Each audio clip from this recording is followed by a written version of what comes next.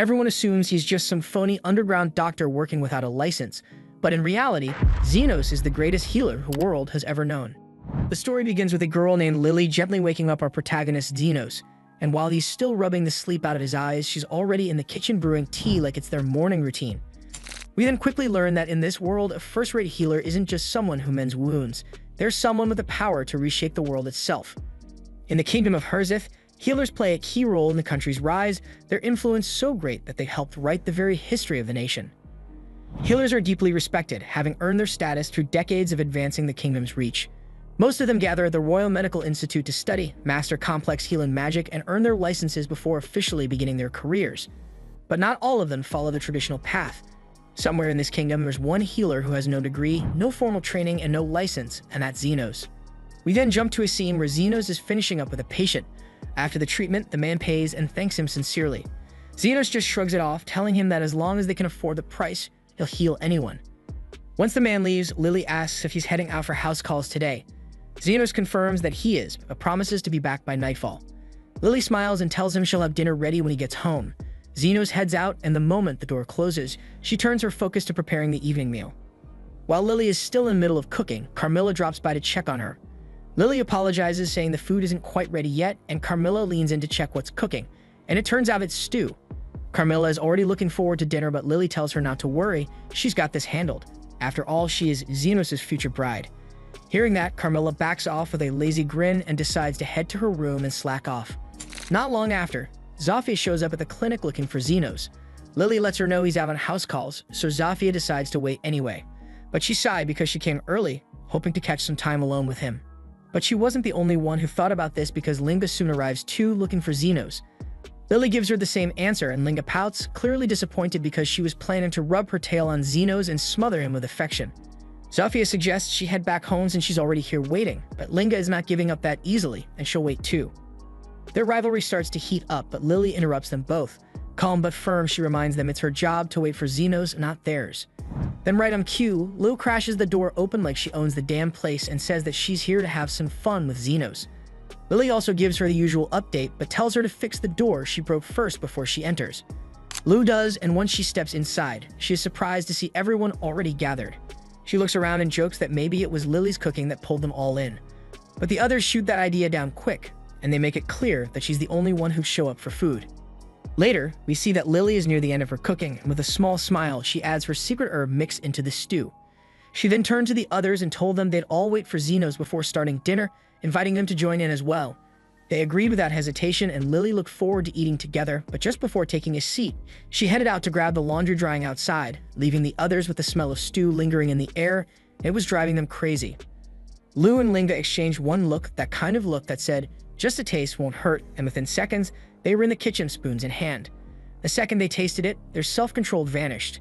They kept saying they were just tasting and not really eating, but even Zafia could see they were lying through their teeth. She warned them that Lily was going to destroy them if she found out, but after one whiff of that stew, even she couldn't hold back. Outside, Lily was humming quietly, folding laundry under the afternoon sun, completely unaware of the culinary crime scene unfolding in her kitchen. Then we see that the girls realize that the stew has been entirely devoured, so they start blaming one another for finishing it all, and in a moment of panic, they decide to pretend they don't remember what happened. Realizing that denial won't solve the problem, they agree to make another meal instead. Zafia suggests they start fresh by adding new ingredients to the pot, but right then, Lily walks in and catches them mid-whisper, hovering around the pot like a bunch of thieves. Cut to the dinner table, and the girls sat there stiff as statues. Lily didn't yell. She didn't have to. Her glare did all the talking. When she calmly asked what happened, they crumbled fast. One blamed the smell, another said her hands moved on their own, and they all started bickering again. Seeing this shit show, Lily grows upset and warns them that if they continue to bicker, Xenos will be furious. She laments that she wanted to enjoy a meal with Xenos and the rest of them in peace, and the girls quickly apologize, promising to help her with the cooking. But Lily then reveals that she prepared only enough ingredients for tonight. Just then, Carmilla storms in furious that they consumed all of her stew. Linga immediately apologizes, and the others quickly follow suit. Carmilla demands to know how they plan to make amends, half-jokingly suggesting she might have to devour their souls in retribution. Lily intervenes, insisting that they'd bring her the missing ingredients, and the group hastily agrees, dispersing to gather them. After that whole mess, Lily realizes with a sigh that she's also just used the last of her secret ingredient. Carmilla, still lingering nearby, raises a brow and asks if she's not mad at the others for eating everything. Lily shrugs it off, saying she's not that angry, and Carmilla just stares at her like she's some kind of saint. Carmilla even adds that if they had devoured not just her stew but also her wine, she might have cursed them. Lily just laughs nervously, not entirely sure if Carmilla's joking, but then her mind wanders if she'll even be able to cook dinner again before Xenos returns. Meanwhile, over in town, Xenos is walking through the streets when he spots a demi-human girl clutching her stomach in pain. Soon her master appears and reveals that she is his slave. He demands to know where she ran off to, and she explains that she suffered from a stomach hack and went to a clinic for help, but they turned her away because she lacked the money to pay for treatment. Enraged that she prioritized her own comfort over work, her master drags her away like she's a broken tool instead of a person. Xenos keeps watching as the man drags her all the way to a graveyard and literally throws her onto the ground like garbage. He mocks her, says this kind of dirty place suits a demi-human like her, clearly not seeing the spirit his cruelty just awakened. He kicks her in the stomach again, demanding she get up and start digging graves, but she doesn't even have the strength to respond. Still, he ignores her pain and tells her if she wants to eat, she better dig up something valuable. Then he turns around to leave, leaving her lying there in the dirt. But before he can make it far, she snaps. Possessed by a spirit, the girl suddenly lashes out, slashing at him hard enough to draw blood, so now he's the one panicking. He stumbles backward and runs straight into Xenos, begging for help and saying his slave just went crazy. But Xenos doesn't even blink and tells the man to step aside and listens as the man points at his slave. Seeing her, Xenos calmly asks what exactly he did to her. The guy explains that he merely told her to resume her work, and when Xenos asks about the work, the man starts deflecting, lies about it, and says that it is just some farm work. He then flips the script, whining about being injured and needing medical help, and he even offers Xenos money if he'll stop the girl. The possessed slave then launches an attack on the master, but Xenos intervenes to protect him. He questions the slave, asking why she's so angry. In response, she hurls stones at him, which he deftly dodges. Impressed by his agility, the noble urges Xenos to kill the slave, but Xenos refuses, insisting that his duty as a healer is to preserve life.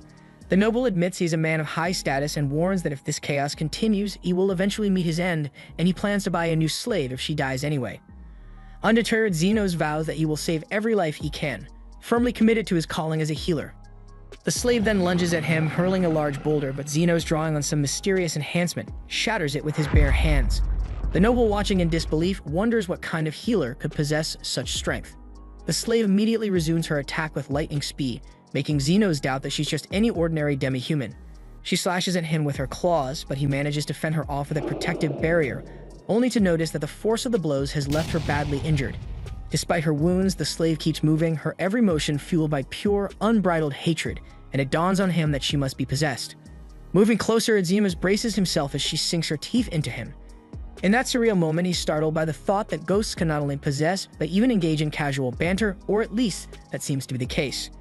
Determined, he channels his healing magic to mend her injuries while simultaneously exorcising the malevolent spirit that has taken hold of her. As he works, he can't help but wonder what kind of farm work would lead someone to be so vulnerable to ghostly possession. Once the exorcism is complete, he mutters that he's done for the day. The noble is taken aback when he sees that Xenos has easily healed the slave's crushed foot. Desperate, he begs Xenos to save him too, reminding Xenos that he is a healer. Xenos calmly replies that his work for the day is done and that he'll have to do it tomorrow, to which the noble retorts that by then he'd already be dead. Undeterred, the noble insists on immediate treatment, and Xenos warns him that the price will be steep. The noble scrambles through all the money he has on hand, insisting it should be enough, but Xenos shakes his head and says it's not. The noble rumbles that the fee is already higher than market price, adding that he won't go unscathed if Xenos charges illegally, but Xenos tells him that he's an unlicensed healer. The noble is taken aback to learn such healers exist, and Xenos dryly comments that it's a shady business, much like grave robbing.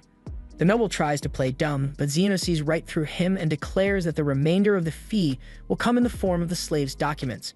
The noble seems indifferent and accepts this deal, then departs after being healed. After the noble leaves, the slave slowly awakens. She's startled to see Xenos hovering over her, and her stomach still churns with pain. She asks him who he is, and he bluntly reveals that he is Xenos and that he just bought her. He then asks for her name, and she murmurs that it's Tilly. Xenos orders her to remove her clothes, explaining that he spent a lot of money on her and needs to check her physical condition thoroughly. Tilly hesitates for a moment, but understanding she has no choice, so she complies. As Xenos examines her, he notices that her bile duct is blocked with gallstones and severely inflamed. Xenos then reveals that he had suspected this, and he also observed that she has symptoms of jaundice, so he followed her. He heals her in seconds, and she asks him what he just did. Calm as ever, he replied that he'd opened up her abdomen, removed the gallstones, and closed it back up. She's shocked because there was no chanting, no magic sigils, and somehow, no scar at all. He acted like it was no big deal, saying any healer could pull it off.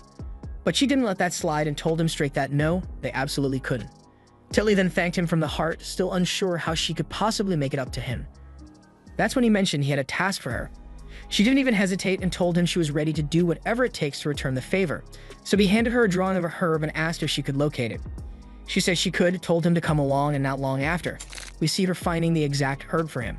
It turns out to be the same one Lily had used earlier in her cooking. He thanked her for it, but she brushed it off, saying it was easy, and honestly she'd thought he was going to ask for something completely different. Xenos then told her that her part was done, but she didn't feel like it was nearly enough. He disagreed, telling her that as a rule, he only takes compensation that matches the effort he gives. She still didn't think she'd done anything worth that kind of help, but he told her the truth. It may seem small, but it's something he couldn't have done without her. Then without waiting, he tore up her contract and told her she was free to choose her own path now. She admitted she didn't know what that path was yet, but she would figure it out, and when she did, she'd come back and let him know. He didn't mind and wished her well and told her to come find him again if she ever got hurt. Later that night, he returned home. Lily greeted him, telling him dinner wasn't ready yet. Right then, the three food thieves came back from gathering ingredients, and he couldn't help but wonder why they were even here. They kept their mouths shut about having already eaten his share, and Lily decided to whip up something new. Xenos stepped into another room, and the moment Carmilla caught sight of him, she smirked because she could tell something was different, like she could literally smell another woman on him. He shot her a look and told her to shut it. Lily then asks him to wait while she prepares dinner, but he stops her, and she catches on quickly because what he really wants is some black tea, and she tells him that she'd go make it right away. We then flash back and learn that Xenos used to be part of a top-tier adventuring party called Golden Phoenix, but everything changed when their so-called leader, Aston, shoved a gold coin at him like he was tossing scraps to a beggar. Then without hesitation, he told Xenos he was out of the group. He called him dead weight and claimed the party would be better off without him. Xenos knew better. Deep down, he was the glue holding this reckless team together, but Aston didn't care. The truth was, Xenos had only been recruited to act as a disposable meat shield, someone nobody would cry over if he died on the battlefield. Now that the party had grown powerful, Aston believed they didn't need Xenos anymore. Xenos tried to make him see reason, pointing out that the only reason they made it this far was because he was always there to patch them up after Aston's dumb decisions. But Aston shut him down, mocking his rough, unlicensed healing magic and saying any half-decent healer could replace him. Elsewhere, tucked in the shadows of a grimy alleyway, a pair of slave dealers were in the middle of trying to subdue an elf girl. The awful woman reminded the ugly guy to be gentle since elves were incredibly rare and worth more if they were unbruised. The guy already had her pinned, but Lily, despite everything, wasn't going down easy. She slammed her foot to his gold balls, and while he was doubled over in pain, she bolted. She almost made it too, but the man grabbed his bow and shot an arrow straight into her ankle. Lily crashed to the ground, unable to run, and the bastard caught up quickly. He tried to pin her again, but she chomped down on his hand like a rabid dog, forcing him to stab her just to break free. That's when Xenos walked into the alley and spotted the scene. Lily bleeding on the ground, barely conscious. He looked at the two bastards and asked if they were the ones responsible. They didn't even try to deny it. They told him to piss off, reminding him that slavery was perfectly legal around here. Lily was their property, and they could do whatever they wanted with her. Xenos understands the situation. They were technically right by the law, so his hands were tied, but then he thought of something. He reached into his pocket, pulled out the very gold coin Aston threw at him, and offered to buy Lily. It's not nearly enough to buy an elf, not even a wounded one. But the traders take one look at Lily, bleeding out and probably minutes from death, and decide it's not worth dragging a corpse to market, so they took the money and left without another word. Once those scumbags are gone, Xenos walks over to Lily, checking if she's still hanging on. She's already made peace with the idea of dying in some random alley, so she tells him to just leave her there and save himself the trouble. But Xenos calmly tells her she's not dying today. Lily glances down at her wounds and blinks in disbelief because her wounds are already completely closed up, not even a scar left behind. She looks at him stunned and quietly thanks him, apologizing for making him spend his gold coin just to save her, but Xenos brushes it off. He didn't even want to keep that coin anyway, just holding it reminded him of Aston, and he'd rather forget that asshole existed. He asks Lily if she's got anywhere she can go, but she doesn't. I mean, she was a slave 2 minutes ago, so she doesn't exactly have a house or wallet waiting for her. She also admits she's starving, so Xenos offers to get her something to eat and maybe find her some decent clothes along the way. He ends up taking her to a small diner nearby, grabbing her a fresh outfit before they come in. Lily is all smiles as she chows down, clearly loving every bite of her first real meal in who knows how long. But after a while, she notices that Xenos hasn't ordered anything for himself, so she asks why, and he tells her he's just not hungry. But truth is, he's flat broke. He spent everything he had on her food and clothes, and since he got kicked out of Golden Phoenix, he's gonna need to figure something out fast before he ends up starving in the streets. As they're sitting there, a guy stumbles through the door. His arm's a mess, burned and bleeding, clearly injured, and from the looks of it, he's been in some trouble and barely made it out. Xenos watches him quietly analyzing the damage. Judging by the hole in the arm and the scorched edges, it looks like the guy caught a hit from a magic gun. Fortunately, he's a lizard man, and their bodies regenerate pretty well on their own. But even so, the injury is deep. If left untreated, it could take days to close up, and he'd be in constant pain the whole time. So Xenos lifts his hand and casts a healing spell, and after a few seconds, the wound seals up like it was never there. The man freezes, looks down at his good-as-new arm, then turns to Xenos with wide eyes, asking who the hell he is. Before Xenos can even speak, Lily jumps in and proudly declares that he's a legendary healer. The guy's never heard of him, but he's clearly impressed and grateful, so he really doesn't care. He then gives a few coins to Xenos as a way of thanks and promises to spread the word about Xenos. At first, Xenos doesn't get why the guy just handed him money. Then it hits him. Healers usually charge for their services. That spark ignites something in his brain, and he starts thinking. If he plays this right, he could start a new life as a full-time healer. But there's a problem. Since he's from the slums, getting an official healing license isn't exactly on the table. And if he opens a legit business, he'll have to deal with taxes, permits, inspections, all the red tape. And like a wise man once said, tax evasion isn't a crime, it's an act of survival. So yeah, Xenos is going off the grid. He's gonna run his clinic underground, healer for hire, no questions asked. Lily doesn't really get everything Xenos is saying, but if he's serious about setting up a clinic, she wants in. Xenos pauses, thinking it over. Running an underground clinic without a permit isn't exactly legal, and dragging a kid into something like that doesn't sit right with him. But Lily reminds him that he technically bought her, so by the rules of this twisted world, that makes him her master now, which means she's sticking by his side, no matter how many rules get bent or broken. Xenos didn't buy her to own her, he just didn't want her bleeding out in some alley. But Lily hits him with the harsh truth. She's got nowhere else to go, and if he leaves her behind, she'll probably get scooped up and sold again, so that'd be on him. Eventually, Xenos sighs and gives in and tells her she can tag along, and Lily immediately pledges to serve him with her whole body, which makes Xenos nearly choke and ask her to not make it sound so creepy. Anyway, first things first, if Xenos is going to set up shop, he's got to find a roof to sleep under. So he takes Lily to one of the sketchiest, most forgotten parts of the city. The place looks abandoned and borderline cursed, but that's exactly what he's looking for. Lily glances around nervously and asks why they're even here. Xenos explains that if he's running a shady back alley clinic, the last thing he needs is the Royal Association breathing down his neck. A place like this is quiet, off the radar, and best of all, it's free. Lily can't really argue with the logic, but she's clearly spooked. She points out that abandoned districts like this are notorious for being infested with monsters, especially the creepy kind. They finally stumble across a house that's somehow still standing, and Xenos thinks he's hit the jackpot. But the second Lily sees it, she freezes because it looks like something straight out of a horror novel. Classic haunted house vibes. If they're unlucky, they might even attract a wraith. Xenos raises an eyebrow, unfamiliar with the term. Lily explains that wraiths are ghost-type monsters who can literally turn someone into a spirit with just a single touch. They step inside, and it's pitch black, so Lily offers to light the place up with a basic spell. That catches Xenos off guard because he didn't know she could use magic. But Lily shrugs it off, saying it's just simple stuff. Once the room lights up, they finally get a good look around, and it's honestly as bad as Lily feared. Dust, cobwebs, cracked walls, it's a total fixer-upper. But Xenos is oddly upbeat. The place might look cursed, but the roof doesn't leak and the structure's solid, so in his eyes, that's more than enough to start his new work. But just when they think they found the perfect spot, a big problem shows up, and turns out the house already has a tenant. And not just any tenant, but an actual wraith who floats out of the shadows and tells Xenos she's going to drain the life right out of him. Lily starts panicking immediately, while Xenos just lets out a sigh, clearly annoyed that the place wasn't as empty as it looked. Carmilla then lunges at Xenos without hesitation, but he shuts her down instantly with a burst of healing magic that blasts both her arms clean off. He doesn't even flinch because compared to the horrors he faced in the labyrinths while rolling with Golden Phoenix, Carmilla is just another Tuesday.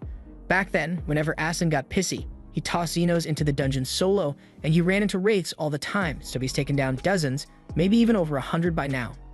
Stay healing spells aren't just for fixing wounds, they're especially nasty against undead creatures.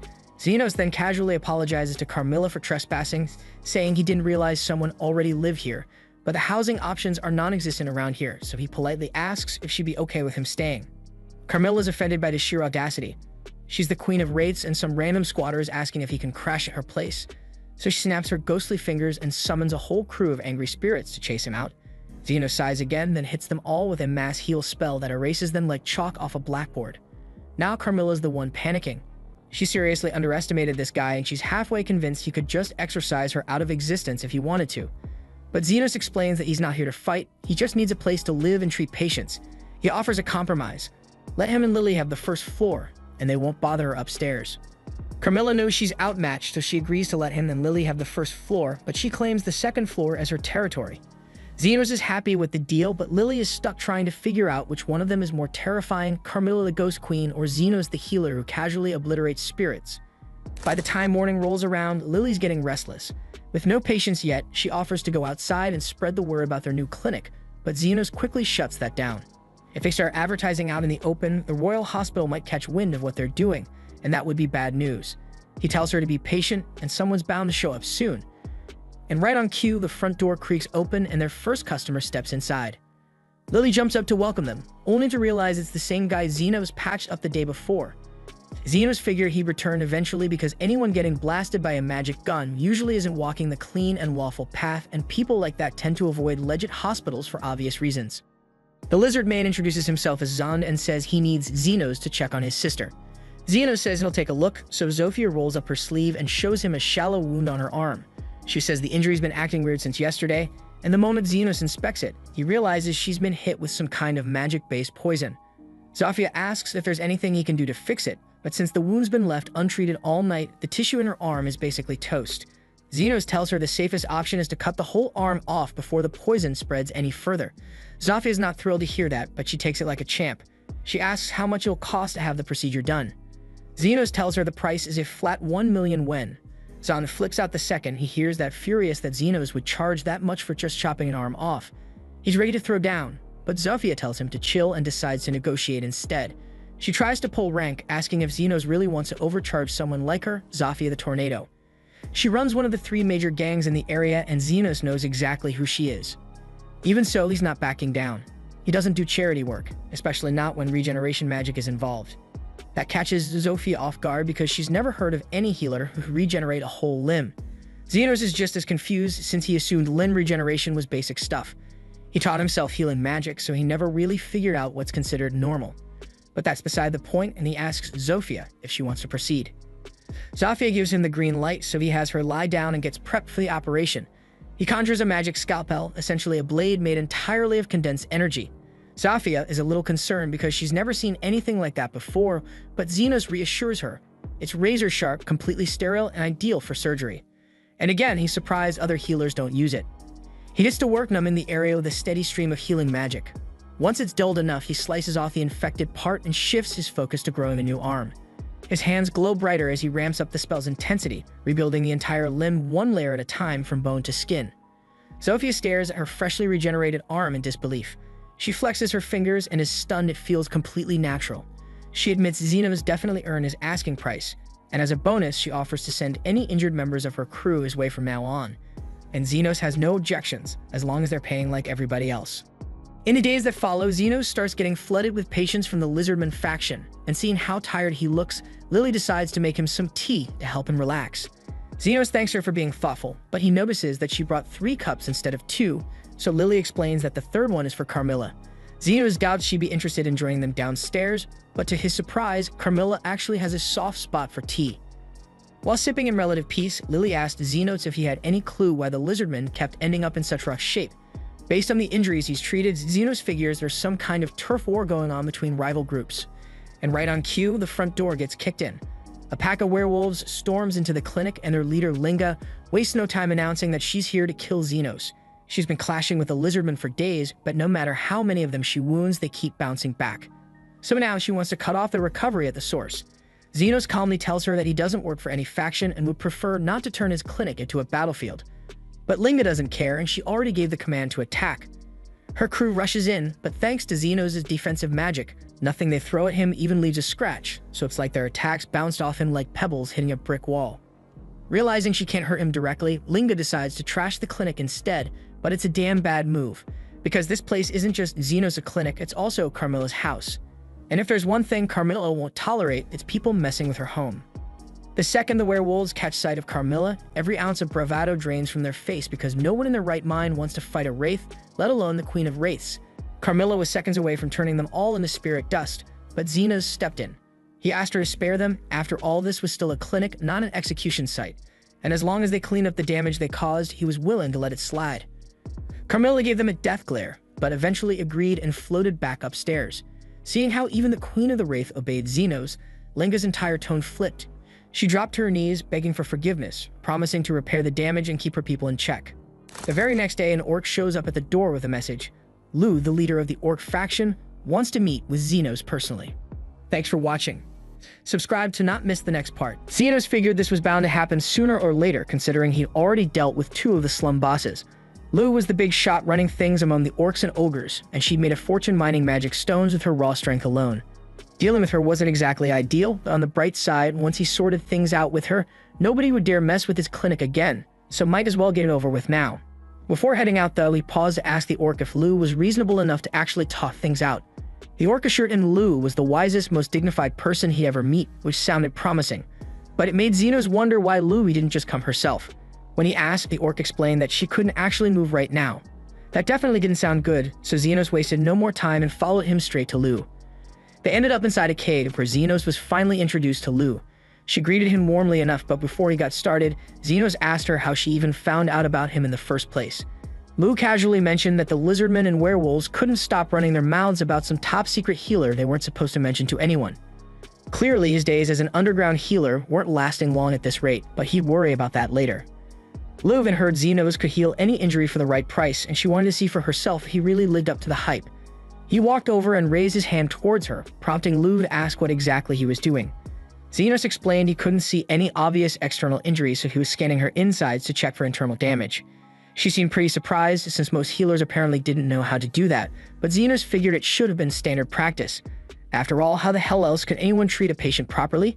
Once Xenos completed his scan, he quickly noticed something off. There was a lump deep in her stomach radiating mana, which suggested it was probably a mana stone. Lu confirmed his guess and explained this wasn't just any stone, it was enchanted with explosion magic. So if she tried to move even slightly, the whole thing might blow up. Xenos immediately thought someone must have tried to assassinate her by sneaking it into her food or something, but Lu clarified it wasn't anything sinister like that. In fact, she'd simply gotten really hungry, saw something that looked like a rice ball, and ended up swallowing the freaking stone by accident. She even insisted it was an honest mistake that anyone could have made. Xenos definitely doubted that, but he wasn't too worried either way. After all, mana stones usually found their own way out eventually. Xenos started heading out, but Lu stopped him, saying things weren't that simple. Because when she'd eaten that damn mana stone, she accidentally chewed it up, meaning there wasn't much time left before it blew. Lu had already made peace with dying because of her dumb mistake, but she couldn't bear the thought of her men refusing to abandon her. Xenos then asked what she expected him to do about it, and Lu explained she just wanted him there so she could leave all her wealth to him. Because if she exploded, the empire she built would collapse, and she'd rather have her fortune go to someone decent than let it fall into the wrong hands. Apparently, while researching Xenos, she found out he charged high prices for healing, but never took money for treating kids, which made her convinced he was a genuinely good guy. Lu then tossed him a key, explaining it would give him access to her treasure vault after her death, but Xenos never agreed to let her die in the first place. And considering she hadn't blown up yet, he knew she must have eaten the stone recently enough to save her. Without a second thought, he summoned his magic scalpel and moved right toward her. Lu's men initially panicked and tried stopping him, but before they could intervene, Xenos had already made his move. In just a few seconds, he'd sliced open Lu's stomach, pulled out the explosive mana stone, and healed her wound without a hitch. Everyone was speechless as he calmly showed them the dangerous stone in his hand. But the stone was still primed to explode, so to keep everyone safe, Xenos wrapped his hands tightly around it, containing the blast. The explosion could have easily wiped out the entire cave, but he shielded his hands with defensive magic beforehand, so despite the pain, he was fine. Afterward, Xenos handed Lu back her key, telling her there was no need to donate her fortune anymore. Lu couldn't quite believe that he'd actually chosen to save her instead of grabbing the cash, but Xenos shrugged it off, saying he only charged a fair price for healing, so taking an entire fortune would have been excessive. At that moment, Lu decided she genuinely liked Xenos, promising him that if he ever needed anything, he just had to ask, and she'd do whatever she could to help him. She even offered to deploy her warriors as guards around his clinic, but Xenos politely declined because having orc soldiers on his doorstep would attract too much attention. A few days passed and Lily was sitting by the clinic's front desk, sulking because Zofia, Linga, and Lou had been coming by a lot more than usual. Zenos noticed that too because those three had been showing up regularly, but none of them seemed injured. He started wondering why they even bothered visiting, and at first he thought they were probably just bored, but Carmilla quickly corrected him, explaining that those women were clearly in love with him. Zenos couldn't wrap his head around that idea because in his eyes he was just an ordinary underground healer and nothing special, but Carmilla was confident she knew what she was talking about. Lily became worried at the idea that one of those girls might start dating Zenos and take all his attention away, but Zenos assured her he'd never date any of them, not to be mean or anything, but he thought they were all kind of crazy weird. Still, Carmilla warned it was only a matter of time before those three started a war to decide who got to claim Zenos. He thought things would never escalate that far, but as fate would have it, the very next day Zofia came into the clinic with a basket of fruit, casually mentioning she planned to declare war on the other factions for reasons she conveniently refused to explain. Right after her, Linga and Lou showed up as well, each bringing their own gifts and also talking about starting a war against the others. Zenos protested loudly, trying to get them to reconsider, but they flat out refused to listen. Carmilla found the entire situation hilarious, joking that many people were about to die due to Zenos' apparent womanizing tendencies. Zenos didn't appreciate the way she put it, but there was no denying he had a major problem on his hands.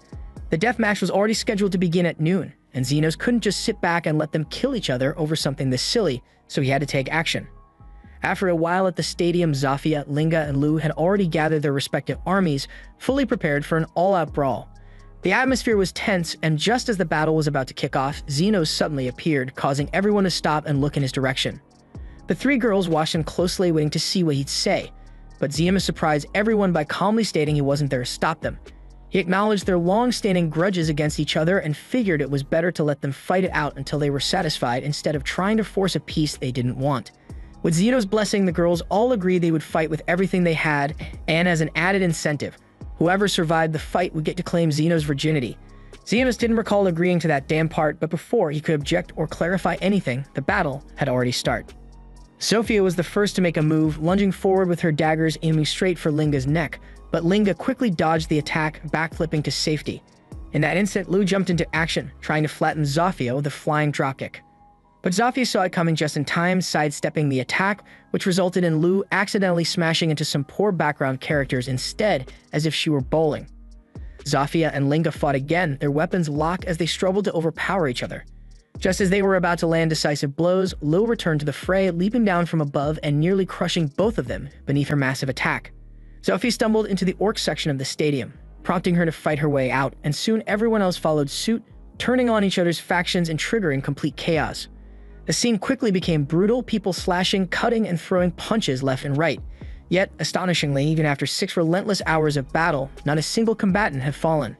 It was at that moment Zofia suddenly noticed something strange. The wounds on her arms were healing themselves right before her eyes. Everyone paused, bewildered, until Zenos finally spoke up and explained he was responsible. He told them plainly that he agreed to let them have their little death battle, but he never once said he'd let anyone actually die. After all, they were still his patients, and he wasn't going to let any shit happen to them. Zofia felt silly for not realizing Zenos' involvement sooner, but none of them had ever imagined a healer could heal so many people simultaneously, let alone continuously over 6 hours straight. The girls finally understood the point Zenos had been trying to make. Their fight would literally never end as long as he was there to keep healing them. If they couldn't find a way to get along, they'd be stuck in an endless cycle of pointless conflict, and just to be clear, he reminded them he planned on billing each of them for every hour he'd spent healing. Realizing how foolish they had been, the 3 girls finally agreed to set their differences aside. So they promised to maintain peace among their factions, but as far as fighting over Zenos went, they were still determined. Only this time, they agreed they'd compete peacefully without any damn bloodshed. Meanwhile, Lily approached Zenos, curious as to why the hell he'd gone through all the trouble of intervening in the battle. Zenos paused for a moment, remembering something his old teacher once told him. A healer who could only mend wounds was third-rate. A second-rate healer could restore the entire body, but a first-rate healer was someone who could make the world a better place. Zenos admitted he wasn't sure if he had it in him to be a first-rate healer, but that didn't mean he wouldn't try. He wanted to improve life in these slums somehow, and besides he joked that if everyone died, he'd run out of patience. Lily smiled softly to herself, knowing full well that Zenos' tough talk was just his way of covering up how much he truly cared. After all, if the demi-humans stopped fighting, he'd actually have fewer patients coming in, which meant less money for him. Yet he still chose peace over profit, and this genuine kindness was exactly why Lily liked him so much, and she told him as much directly. Of course, her words went straight over Xenos' head, leaving him slightly confused. In any case, it was getting late, and Xenos decided it was time to go collect payment and head back home. Lily was a bit taken aback. She had thought Xenos was joking earlier when he said he charged them for all the healing during their battle, but apparently he was completely serious. Healing an entire stadium full of people was exhausting work, and there was no way he'd let something like that slide without compensation. At the same time, over in the capital, the commander of the Royal Knights was meeting privately with the Vice Commander Krishna. Noticing the commander's troubled expression, Krishna asked if something had happened. He explained he'd heard a strange rumor. Apparently the long-standing war among the demi-human factions in the slums had abruptly come to an end. Krishna found this difficult to believe. Those factions had been locked in a bloody feud for years, so it seemed impossible they'd suddenly decided to play nice. The commander agreed it sounded unlikely, but if true, this was potentially a serious problem. The kingdom had been stable for centuries precisely because the impoverished, disenfranchised people were always too busy fighting among themselves to cause trouble for the nobility. So if these factions found peace and united, they could demand changes, perhaps even outrageous stuff like rights, equality, and maybe even free healthcare. And that shit would be a big problem. Rumor had it that a single individual was responsible for mediating peace between these factions. Determined to eliminate this threat, the commander tasked Krishna with dealing with him. Krishna accepted the assignment without hesitation, promising she would track down this troublemaker and arrest him for the crime of disturbing the war by bringing the damn peace. Meanwhile, back at Xenos' clinic, Xenos sneezed suddenly, which made everyone around him worry that he might have caught a cold. Linga immediately offered her fluffy tail as a blanket, while Lou enthusiastically invited him to warm up by burying his face between her legendary black cushion.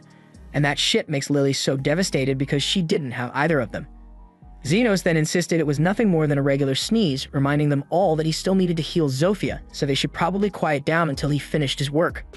After carefully healing Zofia's injured arm, Xenos asked her how the hell exactly she'd managed to hurt herself, since it had been a long time since he'd needed to patch her up. Zofia admitted she'd gotten hurt on the job last night. Her usual work involved stealing from corrupt nobles and redistributing the wealth to the poor like the legendary Robin Hood, but this time she was caught sneaking into the wrong aristocrat's home. She had encountered Krishna, the vice commander of the Royal Knights, a ruthless woman known for shooting first and asking questions later, typically with her magic fire guns. Hearing this, Carmilla began to worry that catching Krishna's attention might spell trouble for Xenos. But Xenos wasn't particularly concerned. After all, he figured there was no reason for someone as high-ranking as Krishna to care about a low-profile, underground healer like himself. Elsewhere in the slums, Krishna was already prowling around, gathering information on Xenos. She noticed the demi-humans coexisting peacefully, which made her suspicious, so she approached a lizard man and asked bluntly who was responsible for ending the demi-human war. The lizard man didn't recognize Krishna, but he was fully aware Xenos wanted to keep his identity hidden, so he refused to say anything and tries to walk away, but Krishna wasn't having it and drew her gun, threatening to shoot his precious stick if he didn't talk. However, the lizardman didn't budge. He was ready to take a bullet if it meant protecting Xenos. Just then, Zofia and her brother happened to pass by. Seeing them approach, Krishna realized she wasn't prepared to deal with Zofia right then, so she quickly slipped away into the abandoned section of the city. Wandering aimlessly, she stumbled upon Xenos' clinic by sheer luck and decided to go inside to ask for directions back to the main city. Xenos kindly offered to show her the way, but right as he was about to help her out, Lily walked into the room with some tea. The moment Krishna caught sight of Lily's elf ears, her expression darkened instantly, and without warning, she drew her magic fire gun and fired a blast directly at Xenos' damn head. Lily finds it unbelievable that Krishna would suddenly shoot Xenos in the head like that, but Krishna insists that she had a completely valid reason for doing it. Aside from her primary mission, she was also tasked with investigating a series of recent kidnappings in the region. And seeing that Xenos was a human and Lily was an elf, she immediately jumped to the conclusion that Xenos must have been the kidnapper, so her first instinct was to blast him. Krishna's logic has numerous flaws, so Lily quickly clarifies that Xenos essentially adopted her and she's staying here willingly. Krishna soon realizes she may have rushed to judgment, and upon further consideration, it would indeed be strange for a kidnapping victim to appear as cheerful as Lily. Fortunately, the bullets she used were non-lethal, so she assumes she didn't kill Xenos, though she suspects he might have been knocked unconscious by the impact. Yet to her astonishment, Xenos seems completely unharmed. She apologizes for hastily shooting him due to her mistaken assumption, yet she remains curious as to how he survived without a damn injury. He explains that he simply used defensive magic to block the bullet before it reached him, but Krishna doubts this, stating that ordinary defensive magic should never be capable of blocking her bullets. As far as Xenos is aware, his defensive spells should be perfectly ordinary, so he doesn't quite understand her point. However, throughout her career as the vice commander of the Royal Knights, she has witnessed numerous types of defensive magic, and she immediately recognizes that Xenos' shield matches that of a Grand Sorcerer. The moment Krishna mentions her position as vice commander of the Royal Knights, Xenos and Lily instantly become uneasy, realizing that her presence could cause significant trouble for them. Krishna, however, evidently has something specific she wishes to request from Xenos. Hoping to avoid further confrontation, Xenos agrees to speak with her, but simultaneously sends a discreet warning to all his clients, urging them not to visit while Krishna is present. They all sit down together, and Krishna explains to Xenos that she's currently undertaking the covert mission and would like his cooperation. Xenos insists that he doesn't wish to become involved, but Krishna argues that it's the duty of every citizen to cooperate with the orders of knights. Given Krishna's unpredictable nature, Xenos figured refusing could end with another bullet to the face, so he reluctantly decides to go along with her request. Krishna then informs him that her mission is to locate a specific man and arrest him immediately upon identification. She has neither a name nor description, but the person she's after is the mediator responsible for ending the conflict between the various factions. Xenos chokes on his tea once he figures out that the individual Krishna is attempting to capture is actually him, but he remains calm and inquires why she's pursuing the mediator.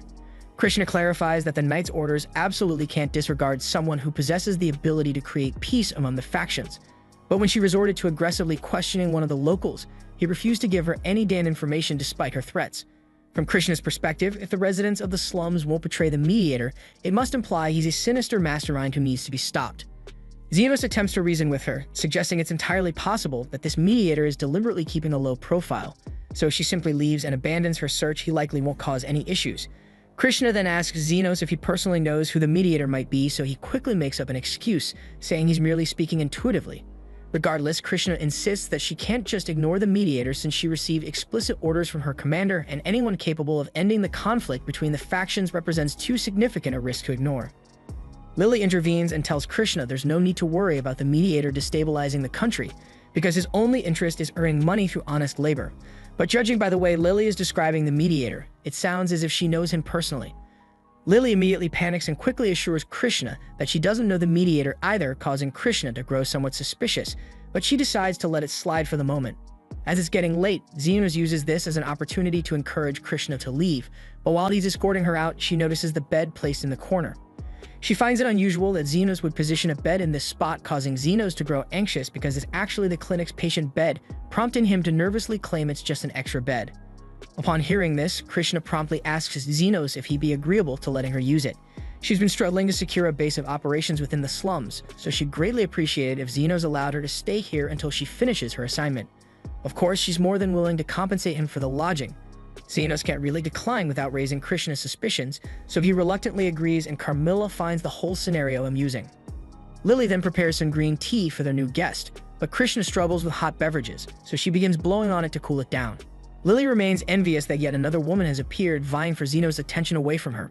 So to prove her dominance, she sits directly on Xenos' lap and asks him to stroke her head like usual. Xenos complies with Lily's request, but he's slightly puzzled by her sudden demand, prompting Carmilla to approach and inform him that Lily is feeling jealous. Xenos is caught off guard because Carmilla suddenly whispered into his ear while she was invisible, but she's just really intrigued by all the drama going on. Lily is determined not to let Krishna take away Xenos' attention, so she becomes even more affectionate with him than usual, asserting her dominance. However, Krishna doesn't seem to give a damn and just keeps blowing on her tea like nothing's happening. But eventually, Lily dozes off, so Xenos gently tucks her into bed and heads back to the living room to continue his conversation with Krishna. He fills her in on the whole story about how he rescued Lily from the slave trader, adding that those scumbags were part of an illegal trafficking network operating around here. And that explains why Krishna was so quick to pull the trigger earlier, but sadly, Xenos doesn't have any real intel on the traffickers themselves. Changing the topic slightly, Krishna brings up something she's been curious about. Given how it's obvious Xenos must be an extremely skilled mage, having perfected his defensive magic, Krishna wants to know if someone could regenerate an entire arm if they put the same amount of effort into healing magic. Xenos starts to question whether healing an arm is really such a rare feat for a healer, but before he can complete his thought, Krishna interjects, insisting that it should be impossible. The only individuals who could achieve something like that would be saints or healers of the absolute highest caliber. Confused about why she is bringing this up, Xenos asks Krishna for an explanation.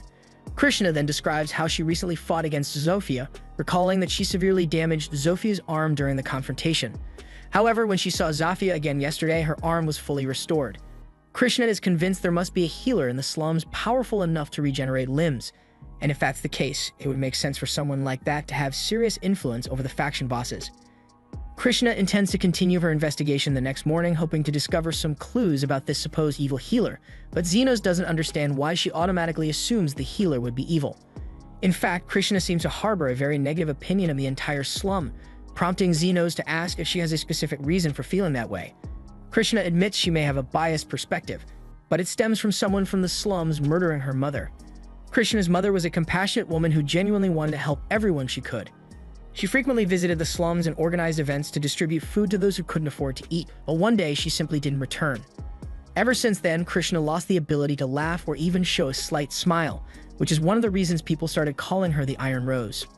And according to the accounts of witnesses, Krishna's mother was murdered and robbed for her wedding ring, and learning this completely shattered Krishna. Her mother had saved countless lives from starvation, yet no one stepped forward to save her in her time of need. This tragic event motivated Krishna to join the Knight's Order and become an unstoppable hero who could deliver justice to the criminals living within the slums. The following day, Krishna leaves to continue her investigation, allowing Xenos to resume treating his patients. Zafia visits the clinic with a minor injury on her arm and asks Xenos to examine it. Xenos begins treating her but advises Zofia to be cautious since Krishna could return at any moment. And speaking of Krishna, she suddenly appears at the clinic to ask for directions after getting lost on her way out again. As soon as Krishna notices Zofia, she immediately draws her guns, prompting Zafia to retaliate by pulling out her knives, so a brief standoff ensues between them. Krishna then questions Zofia, asking if there's genuinely an evil healer assembling criminals to threaten innocent people. Zofia doesn't deny the existence of a healer, but insists that he definitely isn't evil. While Zofia herself is a thief and doesn't strictly follow the law, she knows firsthand that some among the nobility are guilty of far greater crimes. For example, Zofia is aware that Krishna is investigating the trafficking ring, and after conducting her own research, Zofia discovered that the mastermind behind it is actually an aristocrat. Initially, Krishna doesn't believe her, as the trafficking ring is known to operate primarily in the slums, but Zofia clarifies that this is merely a clever deception intended to mislead the Knight's Order from uncovering the true criminal behind it all. Krishna remains skeptical but requests that Zofia reveal who is responsible for the kidnappings, prompting Zofia to name a man called Kalendor. Krishna finds this difficult to accept, considering Kalendor is widely recognized as a generous philanthropist who prides himself on educating orphan children, and thus could never be involved in child trafficking. Zofia expected that Krishna wouldn't trust her, given that Krishna sees everyone from the slums as criminals. However, the mediator has never treated them that way. Instead, he treats everyone fairly and consistently gives people second chances, unlike Krishna and her misguided version of justice. Krishna becomes furious when Zofia insults her concept of justice, and she's about to fire her gun, but Xenos steps in front of her, demanding that Krishna lower the damn weapon. Krishna orders Xenos to step aside, but he refuses, saying he can't allow harm to come to Zofia since she's his patient. He apologizes for not being upfront earlier, but he confesses that he's actually the mediator Krishna has been searching for. Krishna assumes Xenos is just lying to protect Zofia because there's no way he could possibly be a healing mediator. After all, he's already demonstrated mastery over defensive magic, and there's no way in hell he could also excel in healing magic. Xenos doesn't necessarily consider himself a master, but he's certain of his abilities in both healing and defensive magic, since both simply require him to enhance the body's natural processes. Krishna finds this entire explanation absurd and remains unconvinced that Xenos is the healer. Although it's evident he's siding with Zofia, out of respect for the hospitality Xenos provided her yesterday, Krishna decides to exit peacefully without engaging in conflict. As Krishna leaves, Lily notices she's heading towards the district inhabited by aristocrats, prompting Xenos to suddenly realize her destination. Krishna took Zofia's accusation against Kalendor seriously, prompting her to visit his manor to investigate. Obviously, she can't directly confront him about the child trafficking allegations, so Krishna fabricates an excuse for her presence. She tells him that she's heard about a recent increase in theft in the area, and Kalendor confirms he's been experiencing difficulties with the Lizardman gang lately. Krishna then informs him that she plans to boost security patrols in response.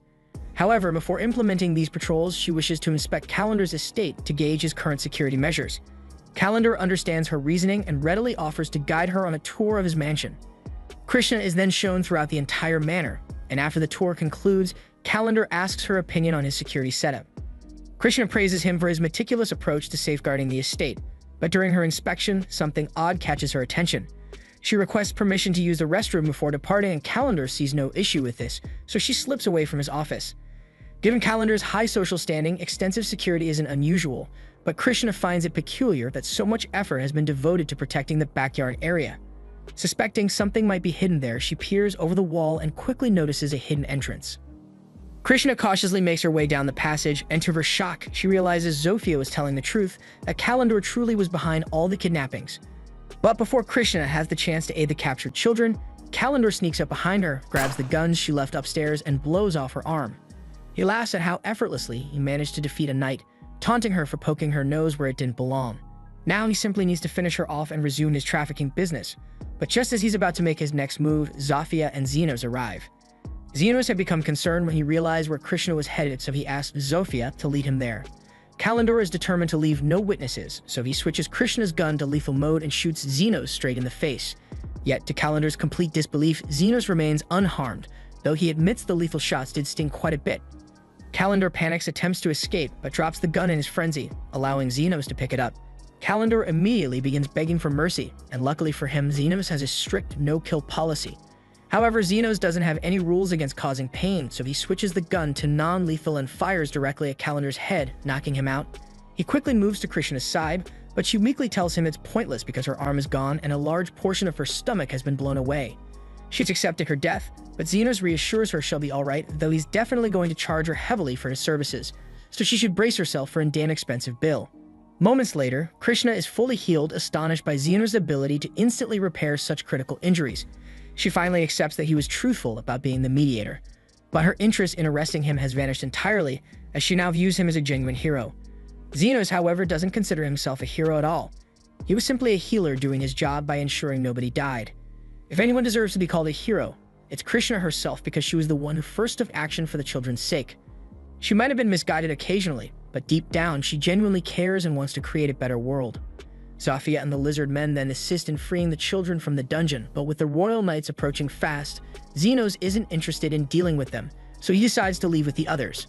However, before he departs, Krishna stops him, curious why he decided to save her despite her being an enemy at the time. Xenos simply turns around and replies that he wanted to ensure she pays her outstanding bills. She still owes him money for the night she spent at his clinic, and now there's the additional cost of healing. He expects full payment by the week's end. Krishna, amused by his ridiculous reasoning, laughs for the first time since the loss of her mother. The following day, we observe Xenos and Lily strolling along the street, discussing their plans to buy some tea, when suddenly he notices the place he used to occupy back in the slums, prompting him to remember his past. He had been a destitute orphan living in the slums with absolutely nothing to his name, spending all his time just sitting around in an alleyway. One day, Aston was wandering through the slums trying to choose a child to kidnap, but thus far he's frustrated because none appears suitable enough to serve as human shields. At that moment, he notices Xenos and decides he's perfect, approaching and initiating a conversation with him. Essentially, Aston says to Xenos, "You're impoverished, jobless, and starving, so join me on an adventure." He speaks with a polite demeanor, infused with false kindness, leading Xenos to mistakenly think Aston is genuinely nice. Despite this, Xenos hesitated to accept because it's rare for slum dwellers to become adventurers. However, Aston assures him that as long as he possesses the skills, he can accomplish anything. Aston then asks Xenos if he has any particular skills, to which Xenos responds that he knows some healing magic, but Aston is highly skeptical, since mastering healing magic typically takes years of rigorous training at the Royal Academy, making it improbable for a random orphan to learn it independently. Nevertheless, whether Xenos truly knows healing magic or not doesn't matter to Aston, because he intends to use Xenos merely as a distraction if anything goes awry. Once Xenos agrees to join him, Aston takes him into the forest. There, the pair confront the wolf monster. During the battle, Aston gets slightly injured, prompting Xenos to heal him using his magic. Then Aston charges the wolf, and Xenos employs his healing magic again to enhance Aston's speed, enabling Aston to decapitate the wolf effortlessly with a single strike. Aston, however, strangely fails to notice that his injuries healed mid-combat, or that he suddenly moved faster at a crucial moment, leaving him convinced that Xenos is utterly useless. After several years of enduring this dynamic, Aston eventually expels Xenos from the party, and we know how Xenos has spent his time since then. However, Aston's group hasn't fared quite as well, because after removing Xenos, Aston and the remaining party members set out toward a cave for their next mission. This mission holds significant importance as they intend to leverage it to curry favor with influential nobles within the kingdom, though all of them resent the intense labor involved. Yuma then informs them that the quicker they finish their task, the quicker they can return to the inn and resume drinking. Andrews feels thrilled because ladies always flock around them whenever they say they're members of the Golden Phoenix group. After all, their team is renowned for successfully finishing quests and defeating magical creatures without taking any damage. Right at that moment, they encounter the creatures they're here to defeat, so Aston unsheathes his blade and prepares to strike. He instructs Guile to cast protective magic on him while he rushes ahead, and Guile does precisely that. But even while Aston is battling the wolves, his arm still gets scorched. And at the same time out back, Yuma is being attacked by one of the wolves, so he's out of the picture for good. Aston shouts at Andres to quickly cast some offensive spells, but it takes Daeum long to finish chanting the incantation, and he even gets blasted by a fireball mid-spell. Aston is stunned and questions whether his group has always been this damn incompetent, but it's evident they're not going to win this battle, so he commands everyone to withdraw immediately. Once they're out the hell, Aston questions his teammates why they're having difficulty against monsters that barely reach B rank, but Andres reminds him he wasn't particularly effective against the wolves either. Guile asks Aston if there's a chance Xenos had been truthful when he claimed he was healing them, but Aston finds it impossible since there's no way a lowly commoner like him could have possibly mastered healing magic. Still, to be cautious, Aston thinks it might be wise for their group to recruit a healer. Several days later, they go back to the cave after recruiting a healer, whose name is Yumin, but she informs Aston up front she's not skilled at battlefield healing. She typically provides healing services only in the capital, but she coincidentally possesses an adventurer's license, so she agreed to accompany them. Still, she wonders why the Golden Phoenix would even require a healer given their reputation for successfully completing missions without injury, but Aston refuses to explain what occurred, telling her instead to mind her own damn affairs. Guile then questions Yumin about whether Yuma will recover, as he was severely injured by the wolves last time. Yumin was the healer who treated him, so she's confident he'll survive, but considering how critical his wounds were, there's no possibility of him ever returning to adventuring. You'd assume Aston would show some sympathy toward a teammate who became permanently crippled, but he simply moves past it, stating Yuma wasn't valuable enough to keep around anyway. And if you were wondering why this quest holds such significance, a nobleman requested a scarf made from a fire fox's fur as a present for his daughter. If completing it places Aston in Lord Fennel's favor, he's prepared to put his life on the line for that scarf. Yet barely 2 seconds afterward, the plan crumbles because the wolves launch an unexpected ambush. Aston quickly retaliates and tells Guile to apply defensive spells to everyone, but as Aston moves in to attack, he can't land a single blow against any of the wolves. The wolves then unleash 4 fireballs at him, and Aston manages to deflect 3, but the 4th fireball strikes Andres in the stomach, knocking him out immediately. Aston continues swinging fruitlessly at the wolves, but soon Yumin shouts that they must withdraw because Andres' condition is critical. Aston can't believe everything is collapsing yet again, and when they finally get outside, he snaps at Guile, demanding to know why he failed to shield Andres with defensive magic. However, Yumin points out that Guile's defensive spell was indeed effective, and without it, Andres would have been instantly killed by a blast of that magnitude. Aston impatiently demands that she heal Andres right away, but Yumin informs him that's impossible, as only top-tier healers or saints possess the capability to instantly heal such severe wounds without proper preparation. Unless they rush Andres to a medical facility immediately, he won't survive. Sometime later, Aston speaks with Lord Fennel's servant, who informs him that Lord Fennel is extremely disappointed. Aston desperately asks for another opportunity, certain he can secure the fur for the scarf if given one more chance, but the nobleman's daughter's birthday has already passed, making the whole matter pointless. And the real reason behind Lord Fennel's dissatisfaction isn't merely that Golden Phoenix failed the quest. It's because Aston repeatedly promised he'd succeed. Had Aston simply informed Lord Fennel earlier that the mission couldn't be accomplished for any reason, the Lord would have understood and chosen a different gift for his daughter. But that's not what Aston did, so for a brief moment, Aston tries shifting the entire blame for this disaster onto Xenos. However, he soon recalls he never formally registered Xenos as part of the party, so officially speaking, Xenos was never recognized as a member, meaning he can't be held accountable for anything. Swallowing his pride, Aston bows his head low, forced to apologize for the entire fiasco, and he sees inside, hating every second of having to lower himself before a servant. Aston then vows he'll find a way to make amends, but Lord Fennel's servant questions how exactly he'll accomplish that considering half his group is already nearly dead. Aston confidently replies that he intends to recruit replacements to offset their losses, and the next time Lord Fennel entrusts them with a task, he'll ensure its successful completion. Afterward, Lord Fennel's servant departs, though Guile asks Aston if making such promises is really a wise move. After all, they currently have no prospects on capable recruits, and there's no possible way for them to undertake missions with just 2 remaining members. Aston tells Guile there's no need for concern as he already has something in mind. Even though Aston still doesn't believe Xenos holds much value, he can't deny the team functioned much better while Xenos was with them, so Aston plans to simply bring him back. He's convinced Xenos would jump at the chance to rejoin Golden Phoenix, despite how poorly he'd been treated previously. The following day, Aston and Guile enter the slums searching for Xenos, but since they have absolutely no damn idea where to begin, Aston suddenly gets a brilliant idea. He decides to employ the 3 faction bosses to help locate Xenos, confident they'll agree because low-class scum like them will do practically anything for cash. A short while later, he has a lizard man guide him to Zafia, saying he's interested in hiring her services. Zafia isn't particularly enthusiastic, since this interferes with her daily clinic hours, but she's at least open to hearing out a paying customer. Aston introduces himself as the leader of Golden Phoenix, explaining to Zafia that he's searching for a man named Xenos, who arrived in the slums around 2 months prior. At first, Zafia can't believe what's being said, since Xenos had informed her all about how Aston kicked him out of Golden Phoenix, which had already seemed foolish, but she never imagined Aston would be stupid enough to go searching for Xenos afterward. She tells Aston to leave immediately, because Xenos has far more important things to occupy his time than dealing with him, and quite honestly, even looking at Aston makes her sick.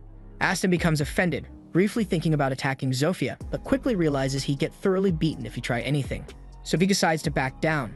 After Zofia refuses to assist him, Aston decides to approach Linga's faction instead, but the moment she realizes who Aston is, she immediately tells him to leave.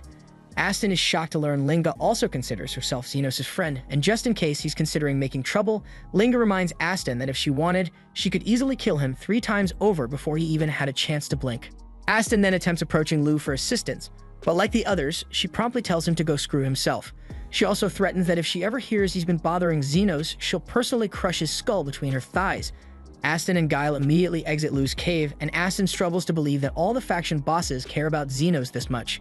He tries convincing himself they must be referring to some other individual named Xenos, because there's absolutely no chance the Xenos he remembers could have such influence in this place. Speaking of Xenos, Guile coincidentally spots him walking along the street with Lily. Lily and Xenos just completed their shopping errands for the day and were preparing to return home when Aston suddenly calls out to Xenos. Xenos is startled to encounter Aston and Guile again, but he's not exactly thrilled to see them, so he begins walking away. Aston stops him and loudly announces that he specifically came here to welcome Xenos back into Golden Phoenix, but before Aston can even finish his damn sentence, Xenos flatly rejects his ass. Aston can't believe this rejection since he was sure Xenos would jump at the chance to return to their party, but Xenos begins listing every bit of mistreatment he endured under Aston, including the terrible conditions and insulting pay. There's literally zero incentive for Xenos to rejoin Golden Phoenix, but if Aston is truly desperate, Xenos suggests he could tag along for a few missions, provided he's available. However, Xenos refuses to continue working merely for recognition, so Aston would need to offer him fair payment this time. Xenos demands 50,000 for minor healing and 1 million for major healing services. In addition, Aston must pay separately for Xenos' defensive spells and buffs. But if Aston finds these terms unacceptable, there's nothing else to discuss, so Xenos once again begins walking away. Aston feels deeply insulted that Xenos dares to reject his offer, so he unsheaths his blade and attempts an attack, but before he can get anywhere close, he's blasted back by Krishna. She tells Aston that it's downright idiotic to launch an attack right in front of a royal knight.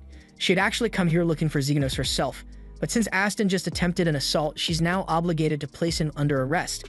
However, Aston quickly points at Guile, claiming he's the one who forced him into it, then immediately flees like a coward because he definitely doesn't want his ass to end up imprisoned.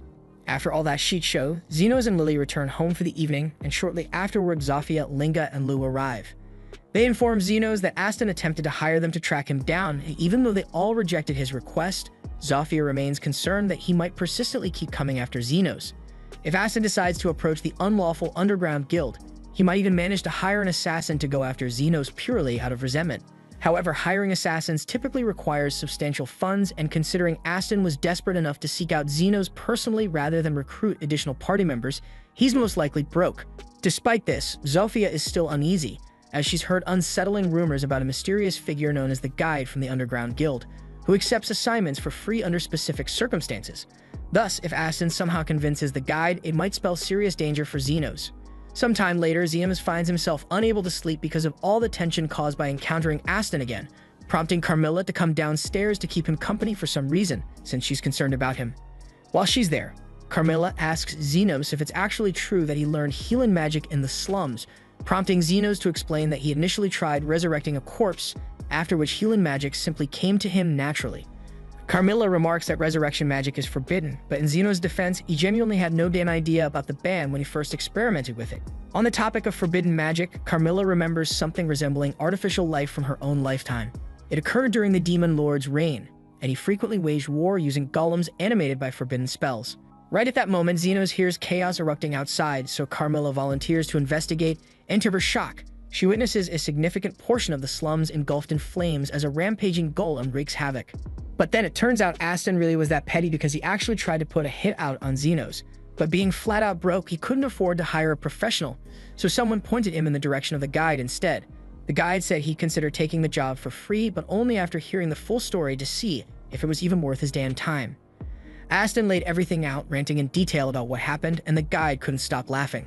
Aston was a pathetic, self-centered clown, and the whole thing was just sad.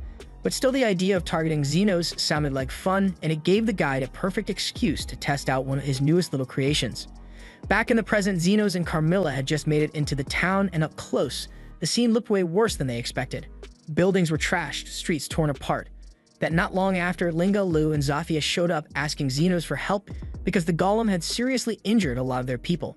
Xenos asked if they had any clue where it came from, but they were just as lost. The only thing they'd seen was the golem coming from the far end of the slums, but that didn't explain anything. Hearing that made Xenos uneasy.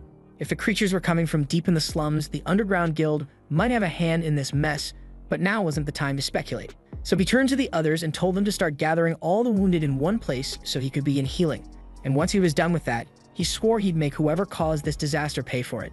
Meanwhile, the guide was observing the devastation from a comfortable distance, feeling quite pleased with the golem's capabilities, though he noted its speed left something to be desired. Still, for a first test run, it was more than capable of carrying out the mission. He didn't know much about Xenos yet, but he was itching to see how the guy would react once his friends started dropping one after another right in front of him. Back inside the city, Linga, Lou, and Zofia rounded up their forces, ordering them to locate all survivors and bring them straight to Xenos. Once they had everyone accounted for, Xenos got ready to cast, but before he did, he warned Carmilla to step back to avoid being affected by the casting. He then fired all high heal across the entire zone, and within moments, people who were on the brink of death were back on their feet, and Xenos told them to evacuate the area as fast as they could. He then moved around personally, healing anyone who hadn't been caught in the main cast range. And yeah, he was pissed. Not only had he been dragged out of bed in the middle of the night, but he also had to heal literal crowds of injured people. And there wasn't even a guarantee he was getting paid for this crap. But one thing was certain, that whoever controlled that golem was going to answer for this. But so far, they still had no clue who was behind it or why the attack was even carried out. Back with the guide, and he's honestly shocked that Xenos managed to save every single injured person because he was almost certain that at least a handful would die in the chaos. Just by watching, it was obvious that Xenos was a top-tier healer, but even with all that power, unless he shuts down the golem, the destruction's just going to keep piling up. Xenos had just wrapped up healing the wounded, and with the area finally cleared out, the golem was still out there wrecking everything in sight. Xenos looked at Carmilla and asked if there was even a small chance the thing would get bored and wander off, but she shot that down immediately. Golems are built to follow commands until the task is finished, and based on what they'd seen, this one had been told to tear the slums apart. It wasn't going to stop until everything was gone. What made it even worse was the fact that high-grade mana stones, the kind needed to make golem cores, were supposed to have been completely wiped out during the Great War. So by all logic, nobody should have access to something that rare anymore. Xenos had really been hoping to catch a break, but clearly that wasn't happening. He couldn't just stand around and let this thing keep trashing the place, so he had to take care of it now before the damage got any worse. Then the trio from Totally Spies stepped forward and offered to join him in the fight, but Xenos asked if they were sure, because he couldn't promise he'd be able to heal them mid-battle if things went sideways. They understood the risks, but they weren't backing down. This was their home too, and they weren't about to watch it get flattened. Xenos was glad to have them on board, but they couldn't charge in without a plan, so he turned to Carmilla and asked if she knew how to bring a golem down. She told him that unless they destroy the mana stone powering the core, the damn thing would just keep getting back up no matter how much damage it took. That was bad news for Xenos because he'd been hoping to sell the golem core later and make a little extra cash, but there was no other option. So he gave the order, hit the thing with everything they had, and he'd handle the support, so the girls didn't waste a second and rushed in. As they advanced, Xenos buffed them with an agility spell to boost their movement speed, and right before they engaged, he followed up with a strength enchantment, and that gave them just enough raw power to blow out one of the golem's legs completely. The heavy chunk of enchanted stone shattered, and the golem lost its balance, slamming into the ground. But the wind didn't last because the moment it hit the dirt, its core lit up, and before anyone could even take a breath, the golem started regenerating again. The golem then backhands Linga so hard that she gets launched straight through 3 buildings before crashing to a stop. Realistically, she should have had every bone in her body broken from that hit, but thanks to Xenos and magic, she walked away without a scratch. It had been a long time since Xenos had been in an actual fight, so he was a bit out of shape, but that was quickly wearing off. You just had to remember 2 things. First, if he strayed too far from the group, his enhancement spells wouldn't reach them. Second, Since healing, speed, and power buffs each had a different cast sequence, he couldn't activate them all together, so he'd need to rotate them in real time based on the flow of combat. After a few minutes, Xenos picked up on the fact that the golem didn't regenerate instantly. If they hit it hard enough all at once, it would stay down, at least for a bit. He then shouted for the girls to break both its legs, and once they did, the thing started toppling over again, but just as it was falling, something went wrong. Zafia suddenly yelled that there was a kid trapped inside one of the nearby houses, and the golem was going to crush her. Xenos tried to reach her, but she was too far. He couldn't throw a protection spell across that distance in time, so he sprinted toward her, hoping to pull her out, but he didn't make it, and the girl should have been dead. But then somehow, the golem stopped itself mid-fall and avoided hitting her. That wasn't normal because golems weren't built to care, and according to Carmilla, they didn't have the cognitive ability to protect people, so something was clearly off about this one. Xenos scanned the construct, and there it was, Aston was trapped inside. The guide was genuinely caught off guard by how fast Xenos put the pieces together. Still, he didn't care because Xenos knowing wouldn't change a damn thing. The mana crystal he used was flawed. It couldn't make a standard golem on its own, so he used a human as the core instead, and Aston had been the perfect lab rat. The guide lured him in, planted the crystal in his chest, and used him to generate a functioning golem core. And from that point on, Aston and the golem became permanently fused. Now the guide was watching closely, curious to see how Xenos would react. After saving all those lives, would he really be able to kill someone? Xenos took a long breath, then calmly told the others to clear the battlefield. The girls hesitated because they didn't understand why Xenos wanted them to back off when they were seconds away from finishing the fight, but now that Xenos knew what was truly happening, he realized that this wasn't something they could handle together, and it was something only he could face. Although they didn't grasp the full situation, they trusted Xenos' judgment, and without question, they withdrew from the field, giving him the space he needed. Once the others had cleared the area, Xenos faced Aston and said it was time to end this once and for all. Their whole connection started when Aston picked him up out of the slums, but even back then, it was all self-serving. Still, the moment he saved that little girl, something shifted. Xenos remembered what Guile had once told him. Aston's obsession with wealth and power stemmed from a tragic past. When Aston was a kid, his little sister died because he didn't have enough coins to pay a healer, and since then, he'd been chasing money and control like a man possessed. That girl must have reminded him of his sister, which is probably why he instinctively intervened. It doesn't make up for all the crap Aston's pulled, but it makes Xenos wonder, maybe there's still a sliver of humanity buried in there somewhere. But right now, Aston was out of his damn mind and Xenos didn't have time to figure out if he could be saved, so he pulled out his scalpel. Aston then tried to crush him on the spot, but Xenos dodged and morphed the scalpel into a blade, slicing clean through both of Aston's arms. He then leaped into the air and tore open the golem's chest, exposing Aston's real body. He hated doing this, but he had to make sure Aston couldn't cause any more chaos, so he slashed him across the torso. The guide watched in silence, genuinely surprised that Xenos had gone through with it so decisively. But then again, based on what he heard, Aston had treated Xenos like crap for years, so maybe this was personal or even revenge. But that wasn't it, because what Xenos was actually doing was way more precise. He was targeting only the parts of Aston that were fused to the mana core. He was surgically severing them, not killing. And once those parts were cut, Xenos moved in and started healing Aston's body. The guide was stunned because pulling off something like this took ridiculous precision and focus. And the guy had just healed a whole damn city not 10 minutes ago. Xenos himself didn't even care that much if Aston lived or died. He wouldn't lose sleep either way. But somebody had to pay for the destruction, and he knew damn well Aston was too broke to pay for the damages himself. So he refused to let him die, not until he spilled the name of the person who created the golem. And even if Aston was a piece of shit, Xenos couldn't ignore the fact that if he hadn't received that severance coin, he never would have been able to save Lily, and his clinic wouldn't exist today. And more importantly, Xenos had made an oath to save as many lives as he could, and that oath extended even to Aston. Xenos then raised his blade one last time and brought it down on the mana crystal, shattering it completely and freeing Aston from the golem once and for all. Things finally calmed down after all the chaos, and once Aston came to, the full weight of everything hit him. For the first time, he really understood how insane Xenos' abilities were. While trapped inside the golem, Aston had stayed partially conscious just enough to witness Xenos coordinating the leaders mid-fight like some kind of battlefield tactician. That's when it hit him, Xenos must have been doing the same damn thing back when he was part of Aston's old party. Getting turned into a puppet and used like trash made Aston realize just how much of an asshole he'd been all along. He knew no apology in the world could erase the crap he pulled, but still he had to try. Xenos, however, wasn't having it. He couldn't stand watching Aston stutter out half-baked regrets. He told him to lift his head, not because he forgave him, but because he wanted to land one clean hit before heading home. He'd been dying to clock Aston in the face for years now, and knocking out a half-conscious guy just wouldn't have felt satisfying. But that he was awake, though there was nothing stopping him. So Xenos quietly cast a 10 strength buff, stepped forward slowly like a man walking toward destiny, and unleashed the most cathartic punch of his entire life. Aston went down cold, and a few hours later, Aston woke up with a pounding headache and Krishna standing over him. She calmly informed him that she'd already bumped into Xenos earlier, so she had a pretty good idea of how everything went down. Then she added that he was damn lucky no one died or he'd be staring down murder charges right now. That said, she was still placing him under arrest for a whole list of things: property damage, assault, and somehow public indecency, because apparently Xenos' punch had knocked every last piece of clothing clean off his body. And she also mentioned that Xenos left a few parting words for him.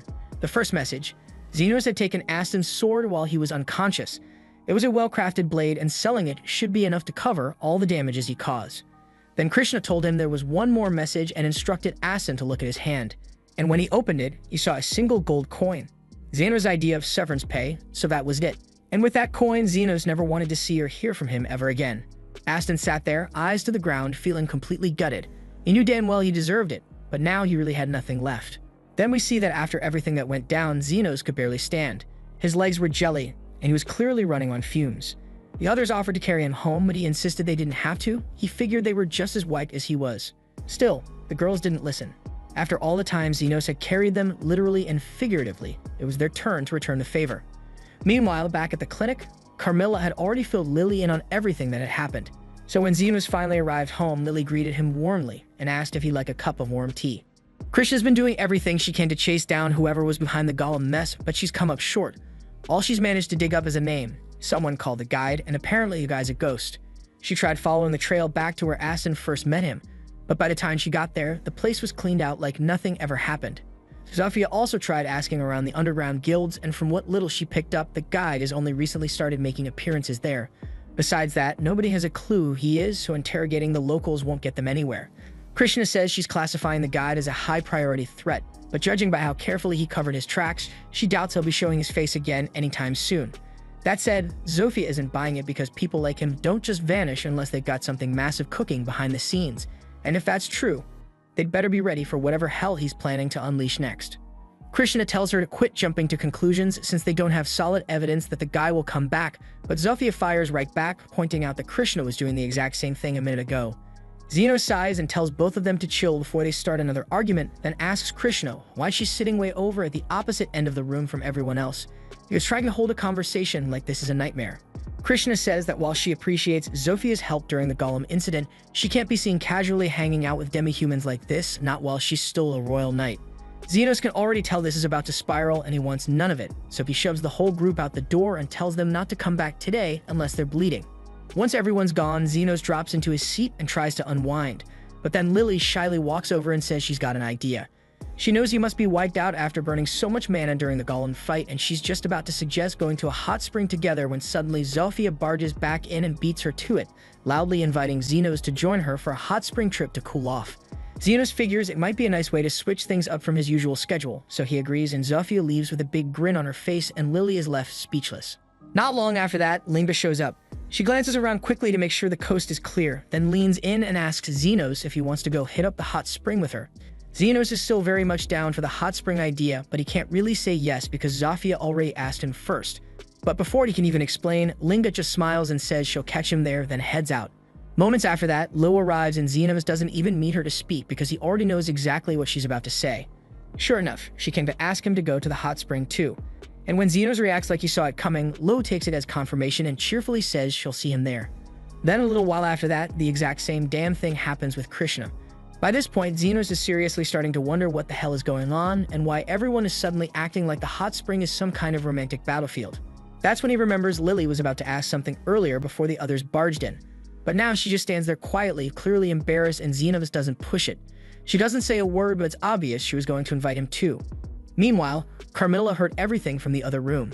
She's cracking up, watching Lily lose her shot after working up all that courage. Xenos, of course, has no clue what she's laughing about. Still, Carmilla figures things are bound to get fun over at the hot spring and she's not about to miss out. It's been a long time since she got to relax at one anyway, so she announces she's coming too. Sometime later, Xenos is finally chilling in the bath when Zofia struts in. He immediately tells her she's in the wrong spot and this is the men's side, but Zofia waves him off and says it's fine. She'll have a fake out of order sign outside, so they shouldn't be interrupted. Zafia came in ready to seduce him, no shame about it. But instead of going full force, she decides to play it casual and strike up some small talk while they sit in the water. She mentions how people keep saying she's different ever since she met Xenos, and he admits it's true, she's way less hostile than she used to be. Still, that doesn't change the fact that she's way too close for comfort right now. Zafia was hoping to catch him off guard and slide right into his arms, but Xenos notices, so she gets impatient and tries to wriggle her way in. Just then, Linga barges in and calls her out for jumping the line, accusing her of sneaking in just to get alone time with Xenos. But let's be real, Linga's here for the same thing. She fakes being lightheaded and starts stumbling towards Xenos like she's about to pass out right into his arms. But Zafia isn't having it and grabs Linga mid-fall, and the two immediately start grappling like a pair of jealous cats. Right in the middle of that chaos, Lu suddenly rises out of the water like some kind of battle spirit and demands to be part of whatever madness is going on. Xenos stares at her and asks what the hell she's doing here, and more importantly, why she's not wearing a towel. Lu casually replies that she's been lurking under the water this whole time, just waiting for the perfect chance to be alone with him, and as for the lack of clothes, she figures she'd give Xenos a full display of her athletic figure, and asks him straight up what he thinks. Xenos squints, but the light behind her makes it impossible to see much. Not that it matters because the entire situation is insane. He just sits there, silently praying that they'll burn off all their energy fighting and leave him in peace. But then of course, Krishna storms in next, furious and yelling at everyone for turning the men's bath into a circus. The others immediately clap back, pointing out that Krishna has no room to talk when she clearly showed up for the same reason. Krishna insists that's not the point, but now all four of them are arguing and fighting over Xenos, and his patience is shot. He finally snaps and shouts for all of them to get lost and head back to the women's bath. It's so loud that Yumin hears him from the other side.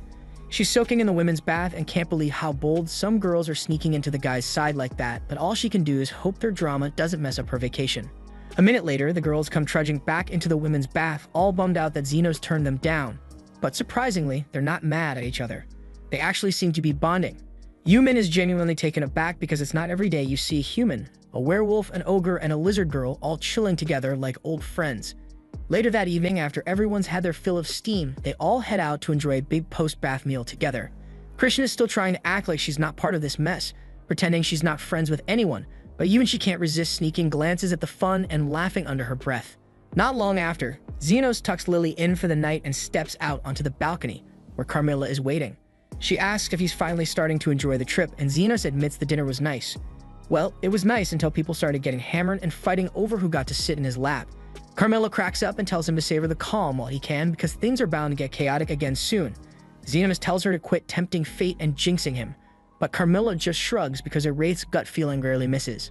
That reminds Xenos that he's pretty sure Wraiths can't hang around him with the sun for long, so how the hell did Carmilla even get here? She smirks and points at his staff resting against the wall. Apparently, she just possessed that thing and asked Lily to bring it along. Wraiths can only inhabit items they were connected to in life, so Xenos naturally asks what she was doing before she died. But Carmilla still doesn't like opening up about her past. She changes the subject, picks up a bottle, and offers to pour him a drink instead. The next day, a loud blast goes off in the kitchen and Yumin immediately rushes over to see what's going on. One of the innkeepers is sprawled out on the ground. Apparently, he was cooking breakfast when the magic firestones inside the stove erupted and he took the full hit. His arm's in rough shape, burned up pretty badly. Yumin steps in right away, saying she's a healer and will do what she can. She manages to stabilize him, even she admits she's nowhere near good enough to fix the damage completely. His arm's likely beyond saving, and she insists he needs to be taken to the nearest royal hospital as fast as possible, though even then he probably won't regain full use of it.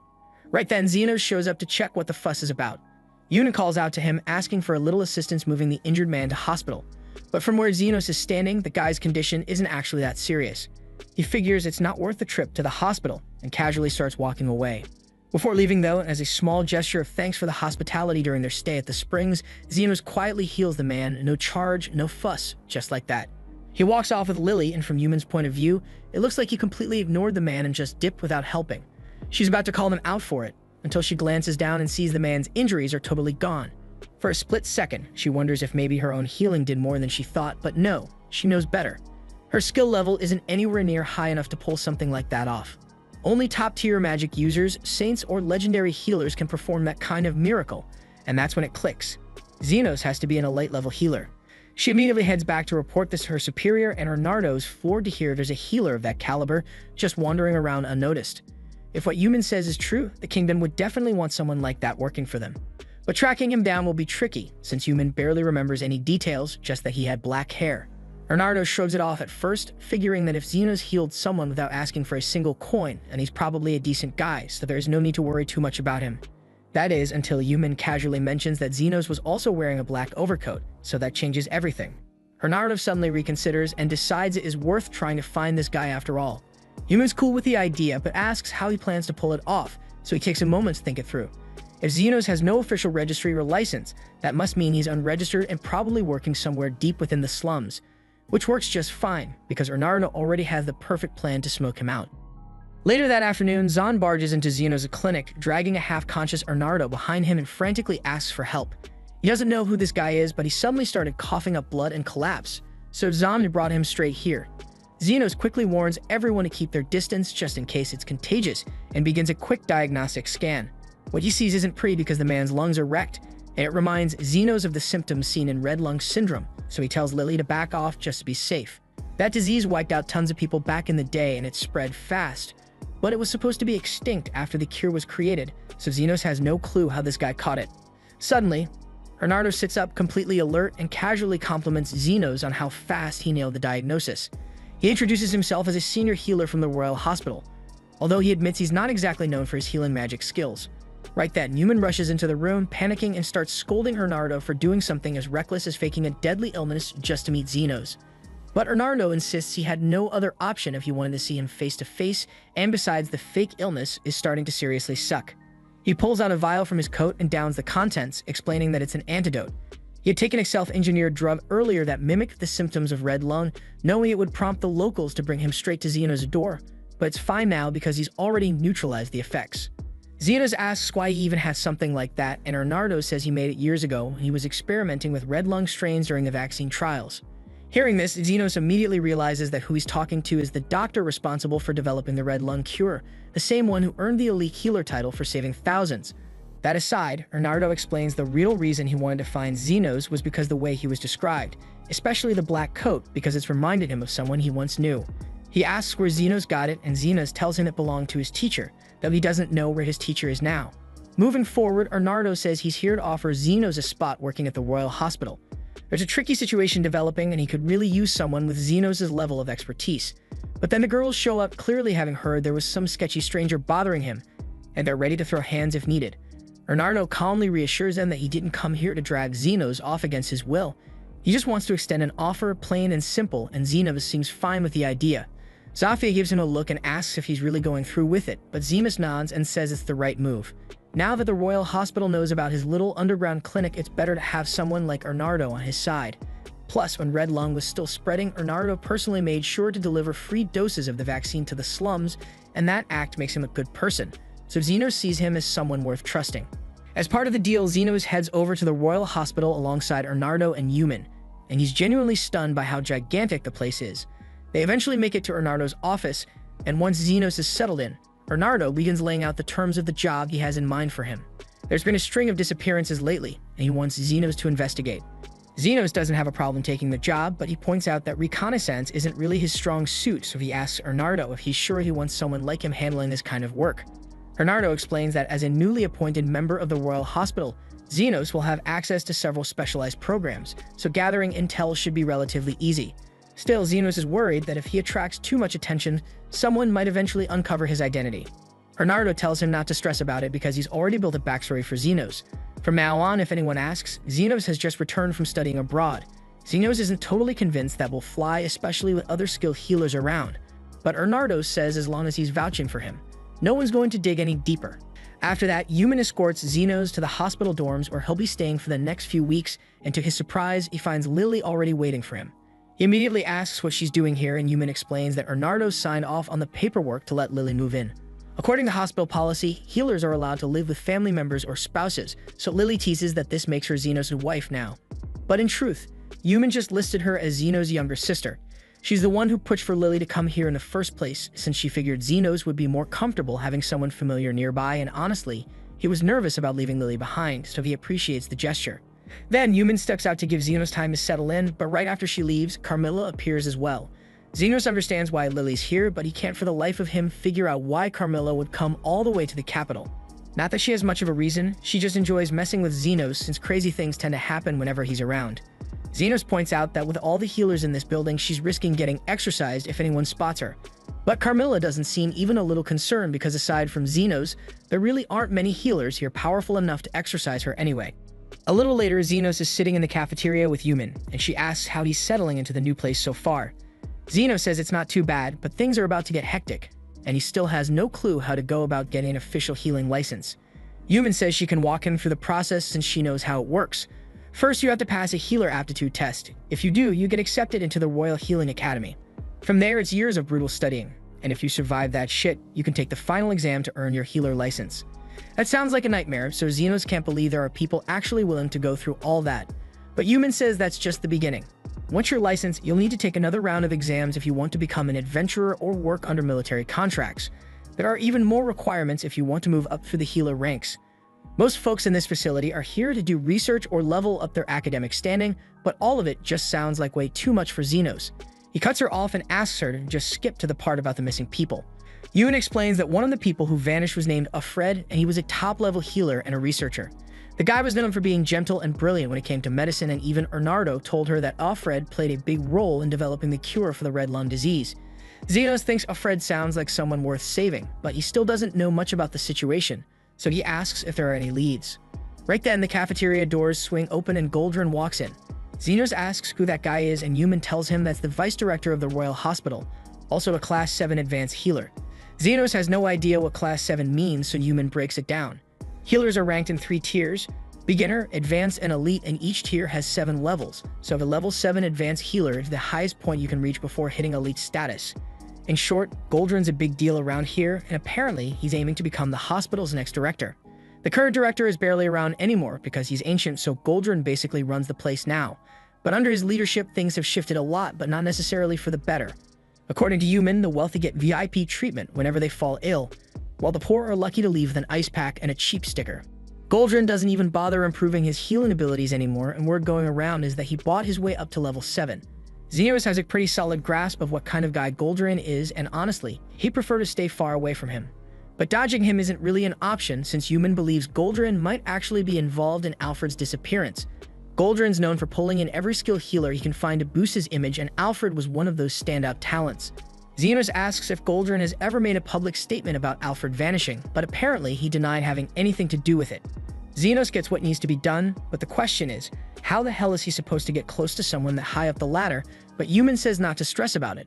If Xenos shows off his insane healing skills during one of the hospital's programs, and Goldrin's bound to notice him sooner or later.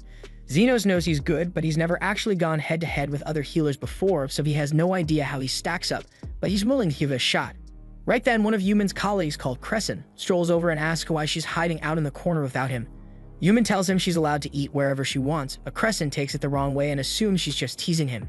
Then he notices Xenos and realizes he's the guy backed by an elite healer, which makes him jealous. But instead of starting something, he just throws a passive-aggressive jab, telling Xenos not to embarrass his sponsor and walks off.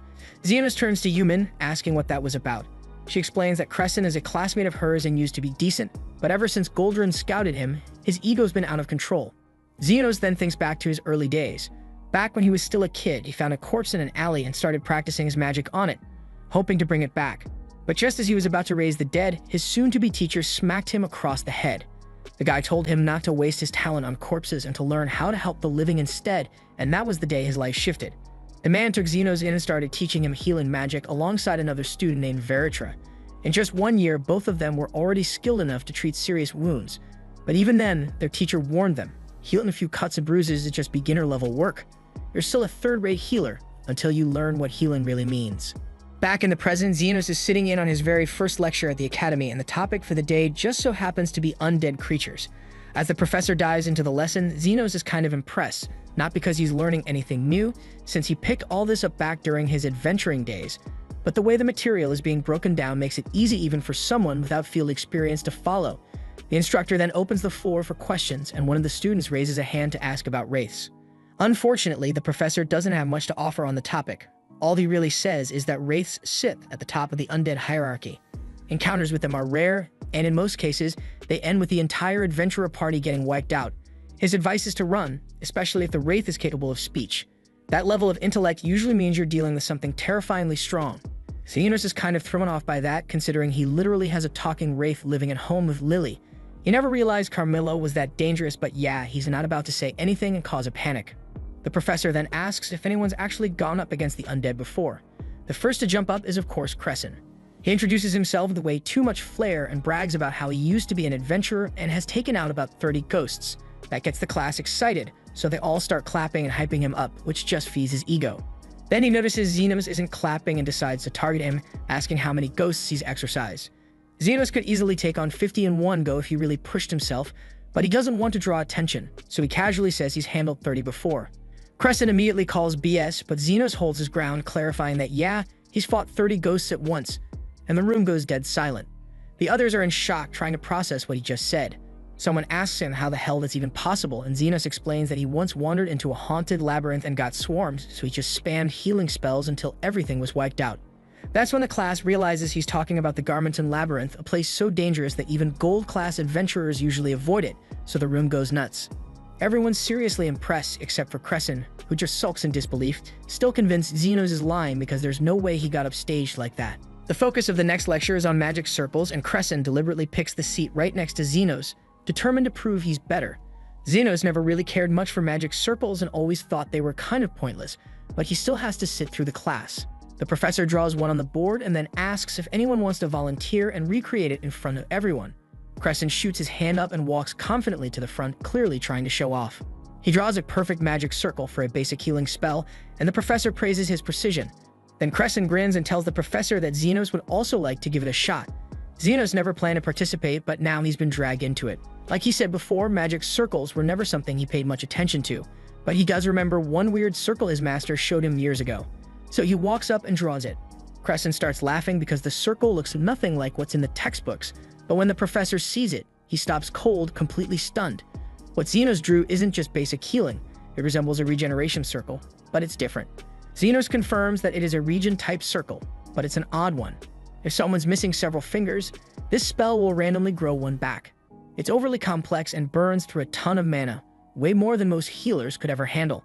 But Xenos activates it with ease, even admitting it's kind of useless to him since he can grow fingers back faster with his own methods. The professor quickly realizes Xenos isn't just talented, he's on another level. He immediately invites him to join his research group, but Xenos respectfully declines. Meanwhile, Crescent is sitting there seething from all the attention Xenos just stole from him. Later that same day, word about this gifted student reaches Goldrin. Supposedly, he's strong enough to wipe out 30 ghosts in one go, but Goldrin doesn't have time for rumors. Then another staff member rushes in with news that several undead have been spotted around the cemetery. That gives Goldrin an idea. He'll send Xenos to deal with it. And if the kid really is that good, then maybe he'll consider bringing him in. That night, Xenos is sent out with a squad of students for an exorcism mission, Crescent included. Crescent takes charge, leading the others in, but they end up surrounded fast, and Crescent starts to lose it. Just as things are about to go sideways, Xenos casts a powerful healing spell and wipes out every ghost in an instant. Xenos tells everyone they did a solid job dragging the ghosts out so he could finish them off. But before he even wraps up his sentence, Crescent cuts in and claims credit for the powerful heal spell. The rest of the students are clueless about what really happened, so they believe him when he says he's the one who saved the day. He even tells them to go brag to their professors about how amazing he is. Then he strolls over to Xenos and flat out says he's never going to acknowledge his skills. Xenos honestly couldn't care less about Crescent's desperate need for attention, but if Crescent really wants to be the hero, he shouldn't leave just yet, because the real threat hasn't even shown up. Crescent has no idea what the hell Xenos is talking about, but a few seconds later, the ground tears open and a massive zombie king climbs out. The students are in disbelief that something this dangerous actually appeared, but they're still not too worried. After all, they figure Crescent will handle it, and he's going to be doing it alone because there's no way any of them are going near that damn thing. Yumin and Xenos could step in, but they'd rather not get in Crescent's spotlight, so they decide to just sit back and see how things play out. To give him some credit, Crescent does make an attempt. He tries blasting the zombie king with his strongest heal, but it barely makes a dent. There's no way he can win this fight, but his pride won't let him back down, so he just keeps running in circles, trying not to get flattened. While all this chaos is happening, Yumin tells Xeno that powerful undead tend to draw in weaker ones, so chances are the ghosts from earlier were just following the zombie king's lead. But Xenos feels like there's something more going on here. Anyway, Crescent is getting smacked around pretty hard now, and Xenos thinks it's time to jump in. But Yumin stops him for a moment. She still cares about Crescent, but she wants him to learn a hard lesson first. Crescent's been holding his own by spamming heal spells every time he slams into a wall, but eventually the zombie catches him. And just when it's about to eat him, Xenos steps in. He gets ready to use one of his best spells, and when it's charged, he fires off Mega Heal. A blinding light floods the battlefield, and a surge of pure healing energy scorches the decaying monster down to nothing. And now that the Zombie King is reduced to dust, the job is finally done. But Yumin's earlier comment about undead being drawn to stronger undead starts eating at Xenos, and it doesn't take long before he figures out that Carmilla is the real reason those ghosts and that zombies showed up here in the first place. A while later, Xenos gets back home and asks Carmilla if she's got any clue about the recent spike in undead activity nearby, but turns out she had no damn clue she was attracting those kinds of monsters. She then looks at him nervously and asks if he's planning to kick her out because of it, but Xenos stops to think. Considering the way Carmilla affects the area around her, he figures it'd actually be safer to keep her close. Carmilla's face goes bright red hearing that because no one's ever said they wanted her around in her entire undead existence, so she promises to stick by Xenos' side from now on, but she makes it very clear she's still gonna mess with him whenever she gets the chance. The following day, Crescent checks in with his supervisor, who's eager to give him props for how he handled the recent exorcism. Word is, Crescent took out all those monsters with one massive spell, but Crescent knows that wasn't him and Xenos who did everything. The supervisor even says that since Xenos didn't stand out, it means the rumors must be exaggerated, so he won't be getting into Goldrin's group after all. Crescent could have kept quiet and walked away with all the glory, but the guilt's eating him alive, so he finally speaks up and tells the truth. Xenos was the one who took out the undead and the Zombie King, and he saw it with his own eyes. After that, he leaves the office feeling like crap because his reputation probably took a serious dive for admitting he lied. But Xenos saved his ass, and now that he's come clean, Crescent's confident Xenos will get into the research lab, so as far as he's concerned, that makes them even. Later on, Bernardo swings by with a smile and tells Xenos that Goldrin's research team has officially reached out and they want to meet with him. Xenos is glad to hear it, but he's also a little shocked since he figured Crescent would have taken credit for everything. Still, it means he's cleared the first hurdle in getting close to Goldrin, which is a big step. Bernardo tells him not to celebrate yet because there's still an interview with the professor, and that's going to be a whole other challenge. Xenos doesn't get why there are so many hoops to jump through just to join a research faction, but Bernardo explains that Goldrin's got a lot of influence and he's picky about who he brings in. Xenos then asks why Goldrin has that much pull to begin with. If he's just another advanced healer, shouldn't someone like Bernardo, whose rank even higher, be the one with more clout?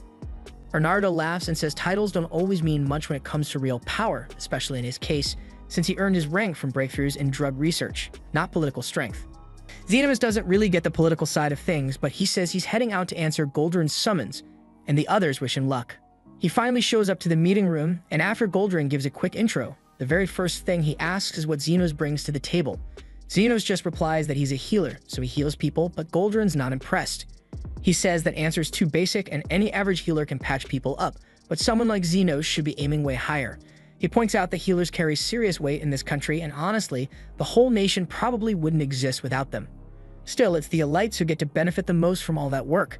That's exactly why Goldrin's goal is to break into the upper ranks, not because he wants to make the world better, but because he wants to cash in on the same system. He believes a person's worth is tied to how useful they are, and he's not interested in wasting time on people with nothing to offer. Once he's done laying out his twisted philosophy, he tells Xenos to recreate the same magic circle he showed off in class so he can evaluate him properly. Xenos has no idea how this helps, but he goes along with it anyway. When Goldrin examines the circle, he stands up and says that starting from tomorrow, Xenos is officially part of his lab. The next morning, Xenos is walking through the halls when Goldrin's research group marches past him in a line.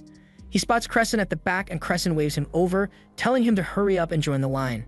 With a grin, Crescent welcomes him to the group but reminds him that since he got in first, Xenos better show some respect to his seniors.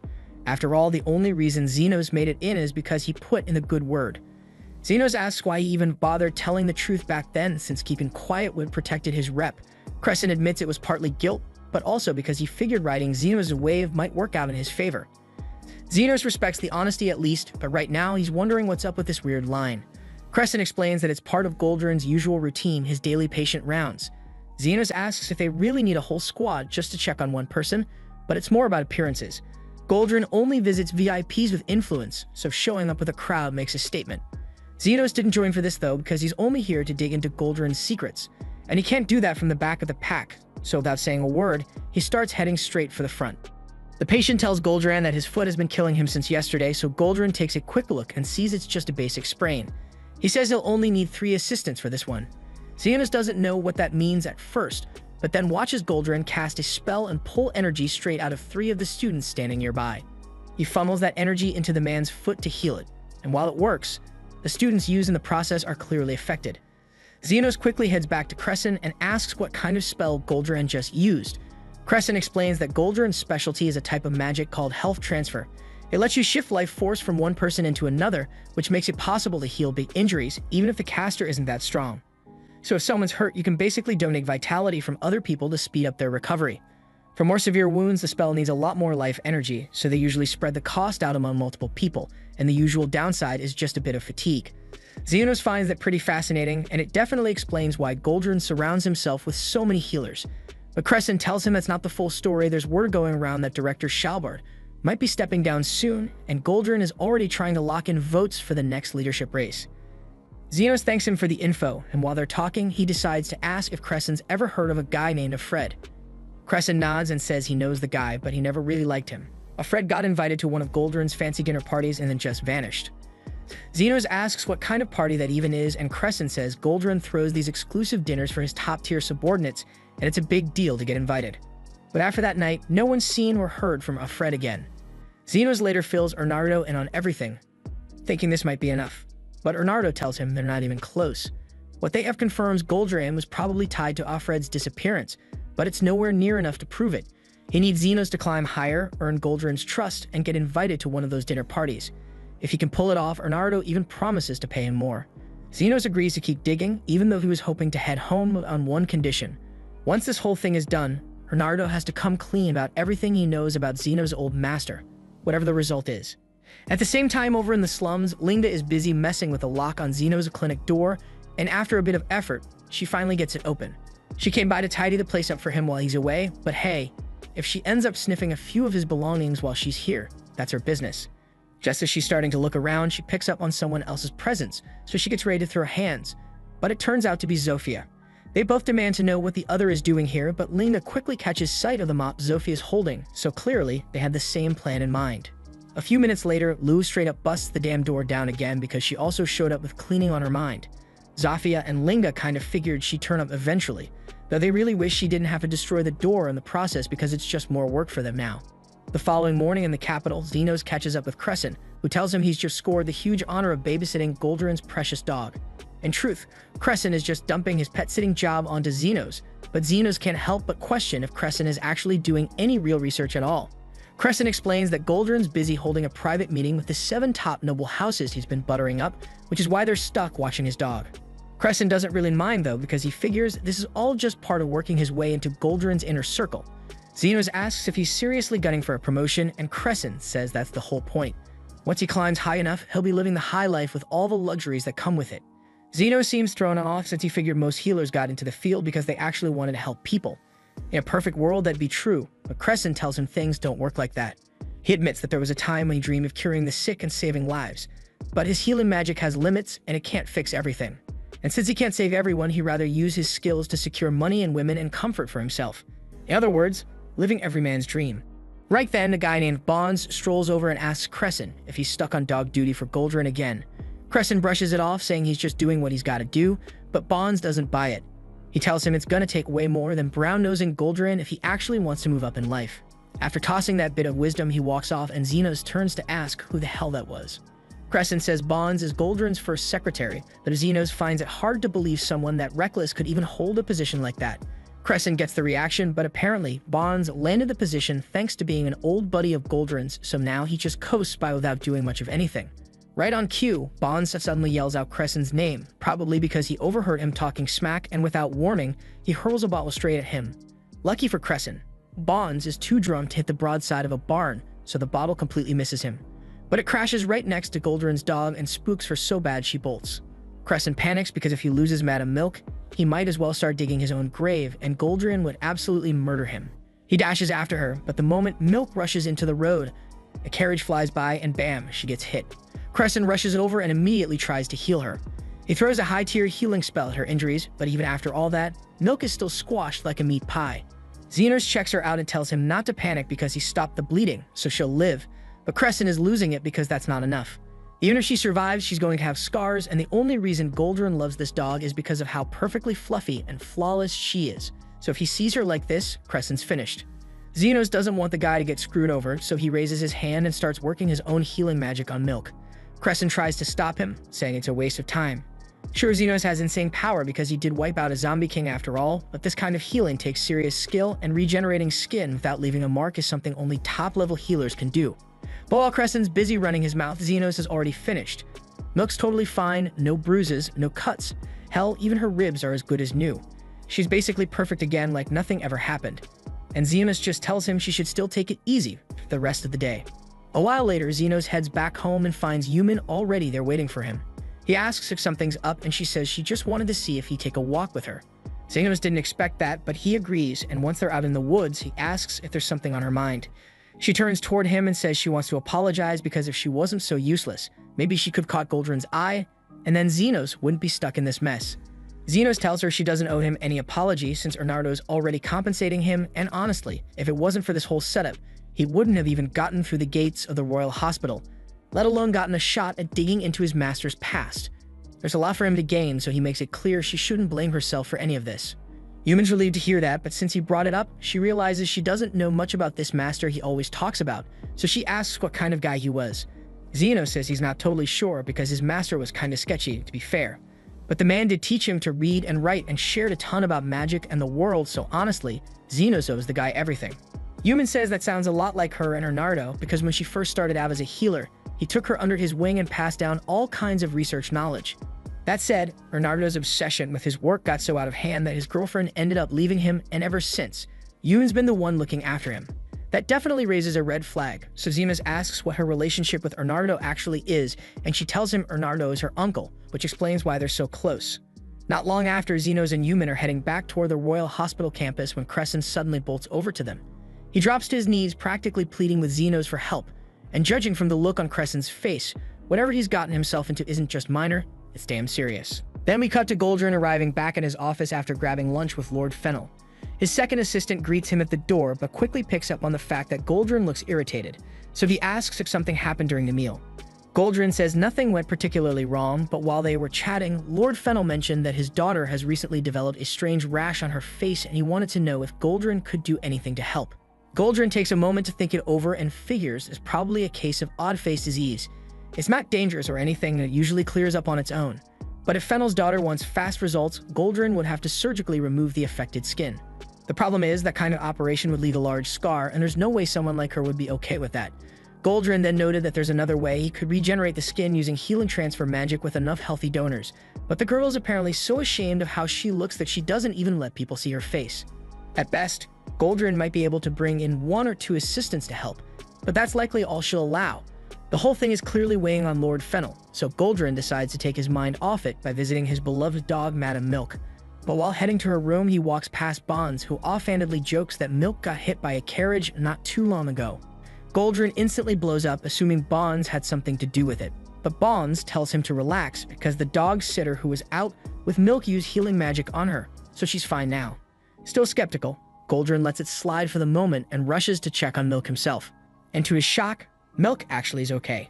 She seems a bit tired but has no visible injuries or even a scratch on her, and that makes Goldrin stunned because he didn't expect someone could heal wounds so thoroughly that not even a scar remains. And since he left Crescent in charge of watching over Milk, he assumes Crescent must be the one responsible for this flawless healing job. Which brings us back to Crescent's crisis. Goldrin has tasked him with healing Lord Fennel's daughter, but Crescent knows he's not up to the job. He explains to Xenos that she's come down with a case of odd face, but Xenos doesn't think it's a big deal since the condition isn't dangerous and clears up naturally over time. Crescent agrees but points out that Fennel's daughter is refusing to show her face at public gatherings while it looks like this, so something has to be done fast. Xenos wonders why they don't just slice out the infected area, but Crescent explains the infection runs too deep. So cutting it out would leave a massive scar across her face, and if he's the one responsible for disfiguring the daughter of one of the 7 most influential nobles, he's finished. Yumin then questions why Goldrin would even dump this level of responsibility on Crescent in the first place. Crescent says it's because Goldrin heard about the situation with Madam Milk and thinks Crescent is the one who performed the healing. Yumin tells him to just come clean and admit it was actually Xenos who healed her, but Crescent is terrified that if Goldrin finds out he took credit for Xenos' work again, he'll be kicked out without hesitation. That's why he's begging Xenos to help him pull this off without fail. Right then, Lily arrives with some tea for the group and introduces herself as Xenos' younger sister. Crescent is totally taken aback because he had no idea Xenos had such an adorable little sister. Lily happily accepts the compliment but quickly adds that she already belongs to Xenos, so no matter how sweet Crescent is, she's off limits. That's not at all what Crescent meant when he praised her, so he tells her that since he and Xenos are already pretty close, that practically makes him family, meaning she's his little sister too. But Xenos comments that he doesn't recall ever agreeing to that big brother relation shit. The following day, Goldrin brings Crescent to Lord Fennel's estate, and Crescent brings Xenos along with him. But as soon as Fennel greets them, he looks visibly distressed. He explains that there's been a complication. His daughter Charlotte is now refusing to allow any kind of procedure. Charlotte says she's terrified of ruining her looks and no longer wants to take any risk of being scarred. Still, Fennel is confident that Goldrin can find a way to treat her without harming her appearance and pleads with him to help persuade her. Goldrin agrees to try convincing her, so they all head over to Charlotte's room to have a talk. Fennel goes first, reassuring his daughter that the surgery will go just fine and that she can believe him because he's always been honest with her. But Charlotte quickly brings up the time he promised to buy her a fox fur coat for her birthday and didn't follow through. That mess wasn't entirely Fennel's fault, but it's still a broken promise, and now there's not much else he can say to win her over. Next up, Goldrin steps in and tells Charlotte that he's a doctor from the Royal Hospital and she has nothing to worry about because he'll handle the operation himself. But Charlotte isn't buying that shit because she's convinced someone might have paid him off to purposely mess up her face. While Fennel and Goldrin keep going back and forth trying to assure her that the whole thing is safe, Crescent starts drifting off into wild thoughts. He's imagining that if he's the one who fixes her face, maybe Charlotte will fall head over heels for him, and Xenos can't even be bothered to shoot that dream down. Crescent then asks Lord Fennel if he can say a few words to Charlotte, and once he gets the go-ahead, he introduces himself as one of Goldrin's aides. But before he can say anything else, Charlotte immediately shuts him down. She tells him his voice is irritating and he's got no business talking to her. Since none of the others made any progress, Goldrin turns to Xenos and asks him to try instead. Xenos nods and walks up to her door, ready to give it a go. He calmly introduces himself as one of the assistants, and right as Charlotte's about to cut him off, Xenos jumps in first. He tells her he just wants a quick word about the operation. If she doesn't want to do it, that's fine. Honestly, who wouldn't be nervous about getting their face sliced open? And besides, the odd face thing isn't fatal. It just means she'll eventually be stuck with a big mole on the side of her face that makes her look like an old granny. That's all he came to say, so he turns around ready to leave. But Charlotte calls out for him to stop. Turns out the idea of looking like an old lady shook her up enough to change her mind. She agrees to let everyone come in and asks if what Xeno said was really true. Crescent tries to explain, but before he even gets a word out, she cuts him off again, telling him to shut his damn mouth because she still can't bear the thought of his toxic breath polluting the air. Goldrin chimes in and tells Charlotte that in past odd face cases, after about a month, the condition morphs into mole-like growths shaped like an old woman's face. That image terrifies Charlotte, so she desperately asks Goldrin if there's any way to stop that from happening. Goldrin explains that sadly the only way to erase the mark is through surgery, but Charlotte still refuses because she's terrified it might not go well. Fennel gently reminds her that if they just sit around doing nothing, the mark will only keep spreading. That's why she needs to put her trust in Goldrin and let him handle it. She asks if he can give her his word that she won't be left with any scars, but Goldrin admits he can't make that kind of promise because actually he's not the one performing the actual operation. Hearing that, Charlotte bolts, yelling that she won't agree to anything unless someone can give her a 100% guarantee that it won't mess up her face. Sometime later, Xenos finds Charlotte out on the veranda attached to her room. She seems to love birds since there's a whole group of them nearby, but Xenos quickly notices one of the birds looks injured. Charlotte tells him she found it in the garden not too long ago, and with how bad the injury looks, it'll probably never be able to fly again, just like her. With her face messed up, she can't show up at parties or go out dancing anymore, so pretty soon, no one will even remember her. Xenos calmly asks if she actually wants to get better. Charlotte shouts that of course she does, but she also refuses to end up with scars, so he should just stop bringing it up. What she doesn't notice is that while she's busy yelling, Xenos has already healed the bird's wing, and it's now flying around like nothing ever happened. Charlotte's stunned by how effortlessly Xenos fixed the bird, but Xenos tells her he can do the same for her.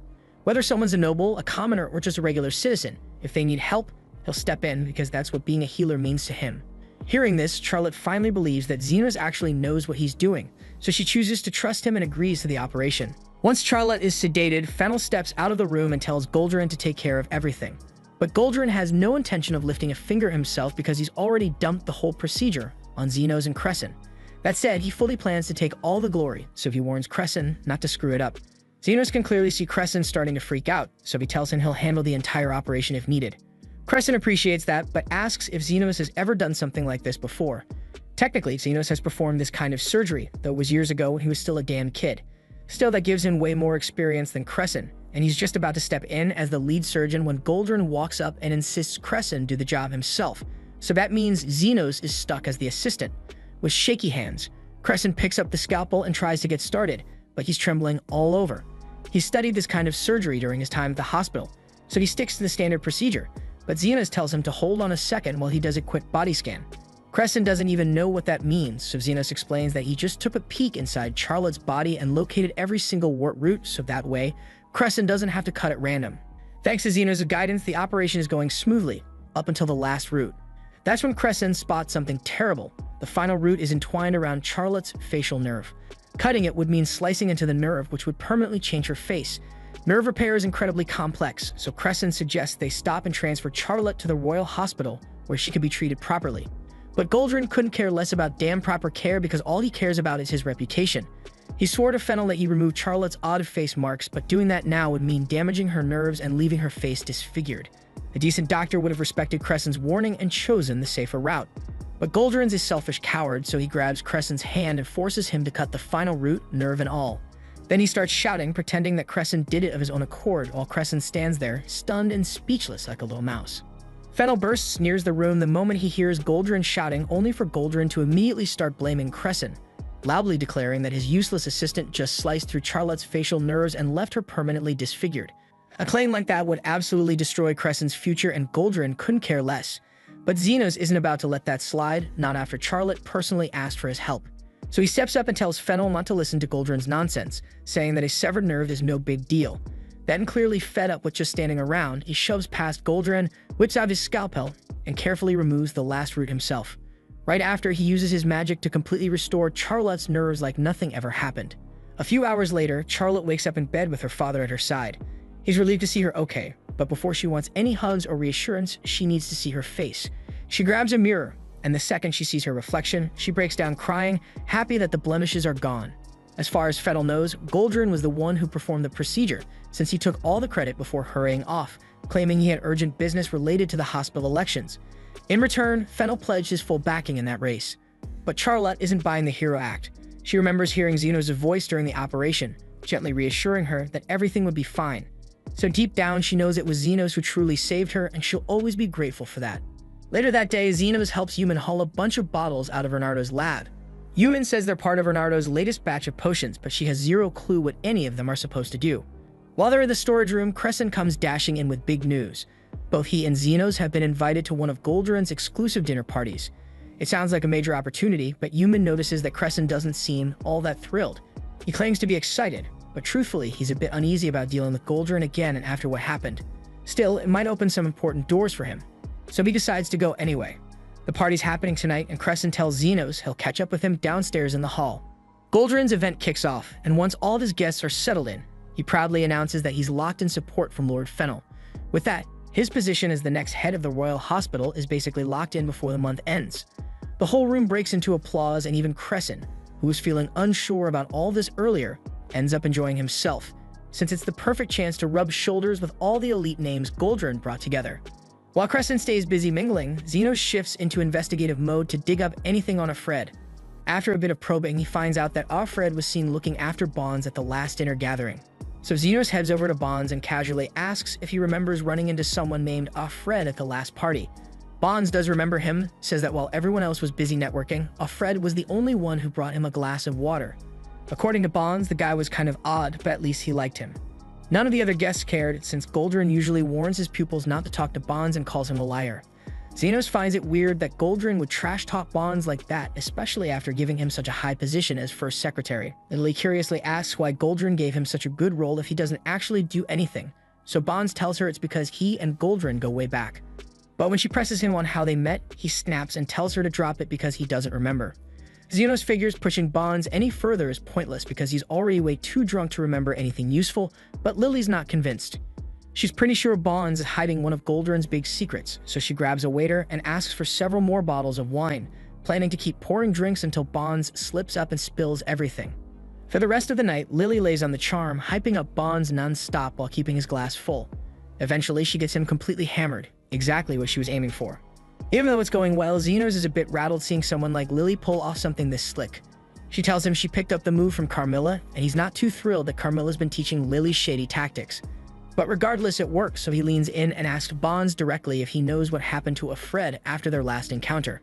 Bonds is barely hanging on, but he mumbles that he remembers Fred walking him outside for air, so Xenos figures he'll try the same move. Maybe if they retrace those steps, Bonds might start opening up again. He helps guide the stumbling drunk toward the garden, hoping the fresh air will spark some memory. But on the way out, Bonds stumbles and drops his wine bottle. Instead of getting mad, he just starts cracking up, rambling about the old days. He's so out of it, he mistakes Xenos for Goldrin, and suddenly he starts going off about a moment that apparently changed everything 13 years ago. Xenos decides to just roll with it and pretends to be Goldrin, hoping Bonds keeps spilling the good stuff. Bonds begins talking about how Goldrin used to be a researcher whose project had hit a brick wall, until one day an explosion turned everything around. After that, with Lord Fennel backing him, Goldrin managed to land a position as a professor at the Royal Hospital, and now he's on the verge of snagging the director's seat. But before Bonds can spill anything else, he passes out right there on the ground. Xenos lets out a quiet sigh because he was so close to hearing something major, but now that Bonds is out, there's no way to push further. So he turns to Lily and says he's gonna leave Bonds with a caretaker, and they should go rest up a bit. Lily asks if that means they're wrapping up the info hunt, but Xenos shakes his head because he knows they're still missing something big. That's when Carmilla suddenly pops out from behind the couch, catching Xenos totally off guard. He can't believe she's here, especially in a room crawling with healers. But Carmilla just grins and says that chaos is way more fun when it's risky. Turns out, she overheard most of Bond's drunken rant and thinks she might have a lead on whatever he was babbling about. Elsewhere deep in the slums, things are looking grim. Zafia and the crew are starting to feel the weight of Xenos' absence. Usually, they'd be bickering about who gets the privilege to be here, but with Xenos gone, there's no point in fighting. It's just a waiting game now. Suddenly, one of Zofia's men bursts in, clearly freaked out because something horrible just happened. Apparently, Zond and a few others were helping out on a construction job when a support beam came crashing down and impaled Zond straight through the stomach. The guy giving the report is drenched in blood, and Zafia doesn't need to ask how bad it is because she can already tell. And with Xenos still missing, waiting for him to show up isn't an option. So if they want Zond to live, they've got to act fast. Lega says they should rush Zond over to Xenos immediately, but Zafia remembers that Xenos is currently undercover at the Royal Hospital, and showing up there could blow his whole cover. Still above, Linga and Lu argue that if Xenos came back and found out someone died while he was gone, that would hit him harder than any blown mission. At the same time at the Royal Hospital, Carmilla shares a little gossip she picked up while snooping around campus. Supposedly, there was a massive explosion 13 years ago and Lord Fennel got caught right in the middle of it. But somehow, despite how destructive it was, Fennel walked away without a scratch, and from that day on he's been loyal to Goldran. When a powerful noble suddenly owes their life to a healer after a disaster, most people assume that healer saved their life. But based on how bad that explosion supposedly was, Fennel should have needed a complete rebuild from head to toe. Xenos then points out that full-body healing is doable as long as the person's heart is still ticking. But while he might be capable of pulling that off, there's no shot Goldran had the skills to do it, so Lily thinks someone else had to be the real savior. She believes another healer must have stepped in and patched up Fennel. But before Fennel woke up, that healer left the scene. Goldran probably jumped in, claimed all the credit, and used that moment to get Fennel in his pocket and boost his way through the hospital ranks. Lily also figures that Bonds must have witnessed everything and has been blackmailing Goldran with it. And when Fred was looking after Bonds at the last party, maybe Bonds let something slip. That might explain why Fred vanished, afraid Goldran would come after him. Just then, Crescent walks in, saying he's been hunting all over for Lily. He just finished chatting with some big-name guests and wanted to introduce her, thinking it'd be good networking. But Lily brushes him off, saying she couldn't care less about politics and would rather stick with Xenos. Still, since Crescent won't back off, she agrees to tag along for now. After Lily heads off, Carmilla leans in and asks Xenos if he's considered the other possibility behind the explosion. Sure, Lily's theory makes a lot of sense, but based on how Carmilla described the blast, there's no way Fennel was the only one caught in it. A whole crowd must have gotten hit, yet somehow the only survivor just so happened to be the exact noble Goldran needed on his side. Now toss in the fact that Goldran knows how to do life force transfers and the pieces start clicking. Goldran likely drained all the wounded, funneling their energy into Fennel, which means he basically sacrificed a bunch of people just to save one. Technically, under this kingdom's law, that wouldn't even count as a major offense. Still, Xenos hates the idea of throwing away lives like that. And considering the details, it's possible if Fred found out the truth and vanished to stay off Goldrin's radar. Carmilla asks what Zeno's plans to do now that he knows all this, but he just says he's going to report everything to Bernardo and move on because it's not his job to pass judgment. Zenos gets up to return to the party, but as soon as he walks in, he notices the whole room focused on something outside. He asks Crescent what's going on, and Crescent says there's some commotion at the main entrance. When Zenos looks out, he spots Yumin standing at the gate. The guards have her blocked, telling her no one gets in without an official invite from Goldrin. But Yumin insists it's urgent and she needs to speak with her friend now. Suddenly, Lou calls out Zenos' name from the crowd. Zafia quickly scolds her for blowing their cover, saying this is exactly what they were supposed to avoid. Lou apologizes, but San's condition is critical, and there's no time to play it safe anymore. When Goldrin hears there are demi-humans outside, he flips out and demands that the guards remove them at once. But Linga knocks the guards down instantly, and Lou storms in with Zan slumped over her shoulder. She shouts for Zenos, saying it's an emergency, and as soon as people hear her say his name, murmurs start spreading and everyone wants to know if Zenos really associates with demi-humans. Zenos tunes out the crowd and turns to Lou, asking what the hell's going on. She tells him Zong was seriously injured in a construction mishap. They rush to the hospital dorms looking for Zenos, but instead bumped into Yumin. And after laying everything out for her, she let them know that Zenos was actually here. Goldrin storms over and demands to know what Zenos is doing associating with demi-humans. Zenos brushes him off and tells the others he's heading out to help.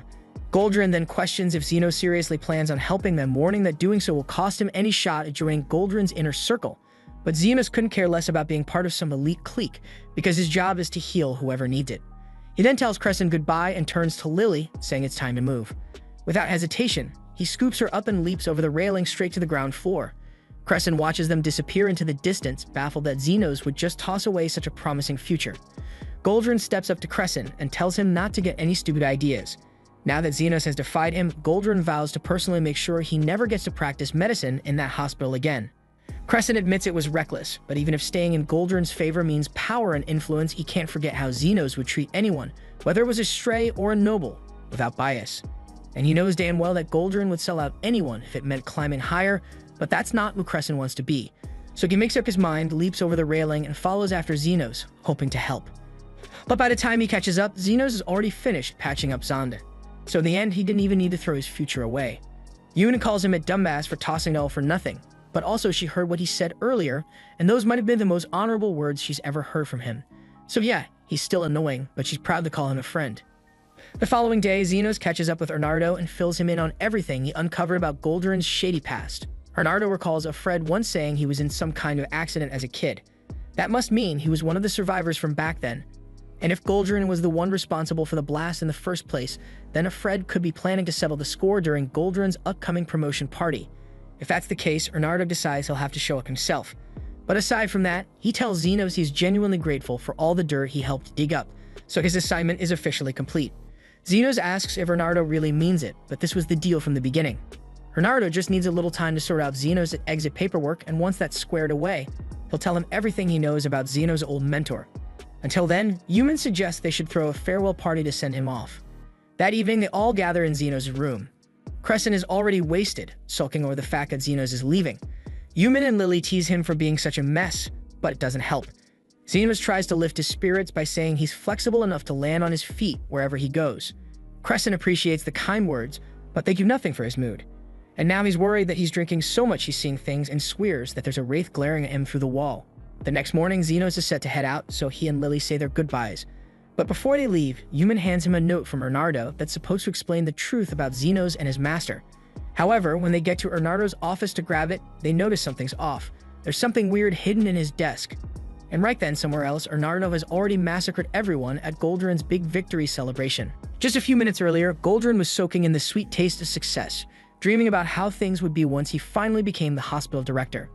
That's when the noble Fennel showed up, smiling as he said it was good to see Goldrin finally getting the position he deserved. Goldrin thanked him politely, but the moment stuck with him, dragging his mind back to the incident that kicked everything off 13 years ago. Back then, there was a huge explosion at a magic tools factory, and Goldrin was already on his way back to his hometown after years of research had led him nowhere. On the road, he saw a noble lying injured, and he figured healing the guy might pay off later. What he didn't realize was that the man lying there would turn out to be one of the 7 major nobles in the country. Even more unexpected, it was the first time Goldrin's health transfer magic actually worked that became at a cost. He pulled life force from the other dying victims of the explosion to save that one noble. Too bad for him, Bonds happened to capture a photo of the whole thing. To keep him quiet, Goldrin offered him the role of his first secretary, keeping him close to protect the secret. As that memory fades, Ernardo walks over with a bottle of wine in hand, offering his congratulations. Goldrin scoffs, asking if he's already here to start kissing up to the next hospital director. Ernardo doesn't care how he sees it, but Goldrin brings up Xenos, saying the kid had some promise once but ended up a letdown. He recalls how he invited Xenos to one of his fancy dinner parties, but the boy ditched the event to go treat some demi-humans instead. According to Goldrin, anyone who's part of his faction can't go around prioritizing peasants because that sort of thing ruins your political standing. To him, not all lives hold the same value, plain and simple. Right after that, Fennel takes the floor and raises his glass for a toast in Goldrin's honor. He's about to share the story of how Goldrin saved him all those years ago, but Goldrin cuts him off, saying there's no need to dig into his sad past. Fennel just laughs it off, calling him humble for not bragging about his achievements, and tells him to go take the stage. Goldrin lifts his glass high, thinking this moment is the height of his career, and toasts to the bright future ahead. Meanwhile, Xenos and Newman are searching through Ernardo's office when they stumble upon a photo. In it, they clearly see Goldrin stealing the life force of others to heal Fennel. Newman immediately spots a young Fred in the picture, and now she's convinced that he's out for revenge. But what really stuns her is the sight of a woman in the photo, someone whose face leaves her completely shaken. Back at the party, Goldrin suddenly snaps awake after being knocked out cold. Blood's dripping from his mouth, and he's confused as hell, trying to figure out what's going on. That's when Ernardo casually walks over at him. Goldrin stands up only to see all of his guests lying unconscious, so Ernardo tells him that he spiked the wine with a special homemade toxin. He says everyone here has about an hour tops unless they get immediate treatment, but as for Goldrin, he got a smaller dose, so he might last 2 hours if he's lucky. Goldrin starts to panic, asking what the hell he's trying to do. Ernardo says he's just recreating the explosion from 13 years ago. Goldrin's face twists in horror, asking how he even knows about that. Ernardo tells him it's all thanks to Xenos, who dug up the lead. He explains how he went to talk to Bonds, who wasn't going to spill at first, but a little medicine and some alcohol made him spill every last shit detail. Ernardo even managed to get his hands on a photo, and that's when the color drains from Goldrin's already pale face because he thought he burned every copy of that picture. Ernardo reminds him that back then, Goldrin chose to save Fennel and left the rest to die, just because he thought their lives were worth less. Goldrin tries to defend himself, saying they all would have died anyway, but Ernardo reveals that Ofred survived the blast. Then he drops the real bomb. His fiancée was also among the victims that day, but she didn't make it because Goldrin's damn healing spell had drained her to save someone else. Now he gives Goldrin the same damn choice again. There are enough people here that Goldrin can fully heal one of them, so who will he pick? Goldrin's mind starts racing. He figures he can just get the antidote straight from Ernardo, but then Ernardo stuns him by drinking the poison wine himself, putting his life on the line too. If Goldrin thinks Ernardo's got the antidote, he'd have to save him first. But Goldrin doesn't buy it. He doesn't trust Ernardo, not even for a second. So he makes his move and he starts draining the life force from the others to heal himself first, planning to treat Fennel afterward, because that's the most useful play. Ernardo watches in disgust and tells him that his own life force is stronger than theirs. If he really cared, he could save more people by sacrificing himself. Goldrin just laughs that off and says his life is worth more than any of theirs. That's the final straw for Ernardo, but before he can do anything, the poison finally starts hitting him hard. Right then, Xenos, Human, and Crescent come running in, and they freeze the moment they see the wrecked hall. Ernardo asks what the hell they're doing there, and Human tells him she found the photo in his drawer with his fiancée in it, so she rushed over, terrified he'd do something reckless. Xenos then starts scanning the scene and realizes that everyone's been poisoned, and Ernardo begins recounting what happened. He says that 13 years ago, he and his fiancée were just a couple of rookie healers full of dreams. But when the explosion happened, he was told she died in it, and that crushed him. So he tried moving past her death by throwing himself into his work. But then Fred showed up at one of Goldrin's parties and told him the truth. She didn't die in the explosion. Goldrin stole her life to save Fennel, and that makes him so damn angry. Ernardo says that Fred vanished right after dropping that bomb, and without any solid proof, there was nothing he could do. That's why he hired Xenos to help dig up the truth and maybe find a Fred again. Human tells him that what he did was still wrong, and before Ernardo can answer, Crescent suddenly snaps. He yells that he'd probably go nuts too if he lost someone he loved. Not that he's got anyone, but poisoning a bunch of random guests just ain't it. He screams that Ernardo's a healer, so how the hell could he even think about hurting people like this? Xenos gently pats him on the back and says he'll take it from here. He brings up the question Ernardo asked him once about which coin he'd pick up if he dropped a gold, silver, and bronze coin. And now Xenos finally gives his answer. He says he'd pick them all up because he grew up with nothing. And just like that, he's going to try and save everyone here, no matter their worth. Bernardo panics, telling him there's nothing to gain from that. Xenos agrees that he won't gain a thing, but if this goes public, Bernardo's going down as a murderer, and Yumin will be dragged down with him. Yumin's eyes well up, asking if he's really doing this for her. Xenos nods and says that it's his way of paying her back for that farewell party, because it was the first time in his life someone was actually sad to see him leave. Bernardo warns him again. Healing won't cure the poison, but Xenos just says there's no time to identify it anyway, so he starts healing all the people at once. Bernardo tells him it won't detoxify the poison, it'll only ease the symptoms. But then he suddenly realizes he's standing in the area of Xenos' basic healing spell, and it finally clicks what Xenos is trying to do. Xenos explains that most toxins naturally leave the body over time if the person doesn't die first. And what he's doing is helping everyone's body hang in there long enough to fight the poison off, so it's just a matter of whether his healing outlasts the poison. Yumin and Crescent step up to help too, and Xenos tells them to stick with the ones who look the weakest. Bernardo watches in disbelief because the basic heal spell isn't even supposed to last this long. But Xenos just shrugs and says he wouldn't know because he never had a formal education to learn the limits. That hits Bernardo and he starts opening up. He talks about his fiancée, how she became a healer just to save lives. She was the most decent, selfless person he ever met. And then there's Goldrin, the exact opposite. Bernardo says he just couldn't sit back and watch someone like that become director. That's why he snapped. But now looking at all this, he regrets everything. He thanks Xenos for pulling him back before he turned into something even worse, and Xenos tells him sure he can thank him with a bonus, because healing this many people sure as hell ain't easy. Soon, all the guests start waking up one by one. The poison's finally out of their systems. But Goldrin's still lying there, pale and twitching, and he starts yelling at Xenos to heal him too. Xenos calmly tells him he doesn't take orders, especially not from someone like him. Goldrin grits his teeth but can't do anything, so he tells the healers from his own faction to help him instead. But then the memory hits them how he tried to drain their life force while they were unconscious, and none of them move, and they straight up refuse. Xenos looks down at him and says he's still willing to do it for the right price. He scribbles down a number with more zeros than mistresses in his sorry life, and the old man flips out, saying that's robbery for a simple heal. Xenos shrugs again, saying that he can just die. So Goldrin panics and agrees on the spot, but before Xenos casts anything on this jerk, Fennel walks in. He tells Goldrin that they'll be having a very detailed talk later, and finally hits him that he's about to lose everything. Not long after, Bernardo gets locked up, and Xenos and Yumin come by to visit him. Bernardo's still acting like his usual cheerful idiot self, seems surprised they managed to get permission to see him this fast. Xenos tells him it's thanks to a few contacts he has in the Royal Guard. And right then, Krishna shows up, claiming Xenos is just using this visit as an excuse to see her. Xenos doesn't even bother arguing and just lets her stay in her fantasy bubble before turning back to Bernardo, because he's got questions. Yumin jumps in first, asking if he really did poison the guests at the party, but Bernardo casually says he technically didn't. He only made a chemical that would knock everyone out and freeze them for a while, just enough to recreate the explosion scene from 13 years ago and get Goldrin to admit what he did. But the moment he started coughing blood, he knew something was off. He swears he didn't mess up the formula, and that's when it hit him, someone else had poisoned the wine too. He figures Alfred was the one behind it, probably hiding among the collapsed guests, just watching it all unfold. Yumin lights up at the thought that Bernardo's actually innocent, but he shakes his head. Even after realizing the poison was real, he was still willing to let everyone die if it meant getting revenge. Krishna, thinking things over, says that with the proof they've got and considering Bernardo's friends with Xenos, she'll pull some strings to get him released soon. Yumin gladly asks her to do that, and they wrap it up. Right before they leave, Bernardo stops Xenos and tells him to be careful. He's sure it's nearly impossible for Alfred to have survived after Goldrin drained his life force, which means he might not even be human anymore. Bernardo believes Alfred's not just after revenge, his goals are darker, and since Xenos ruined his little show, he might be the next target. But Xenos just shrugs it off and says he doesn't give a damn.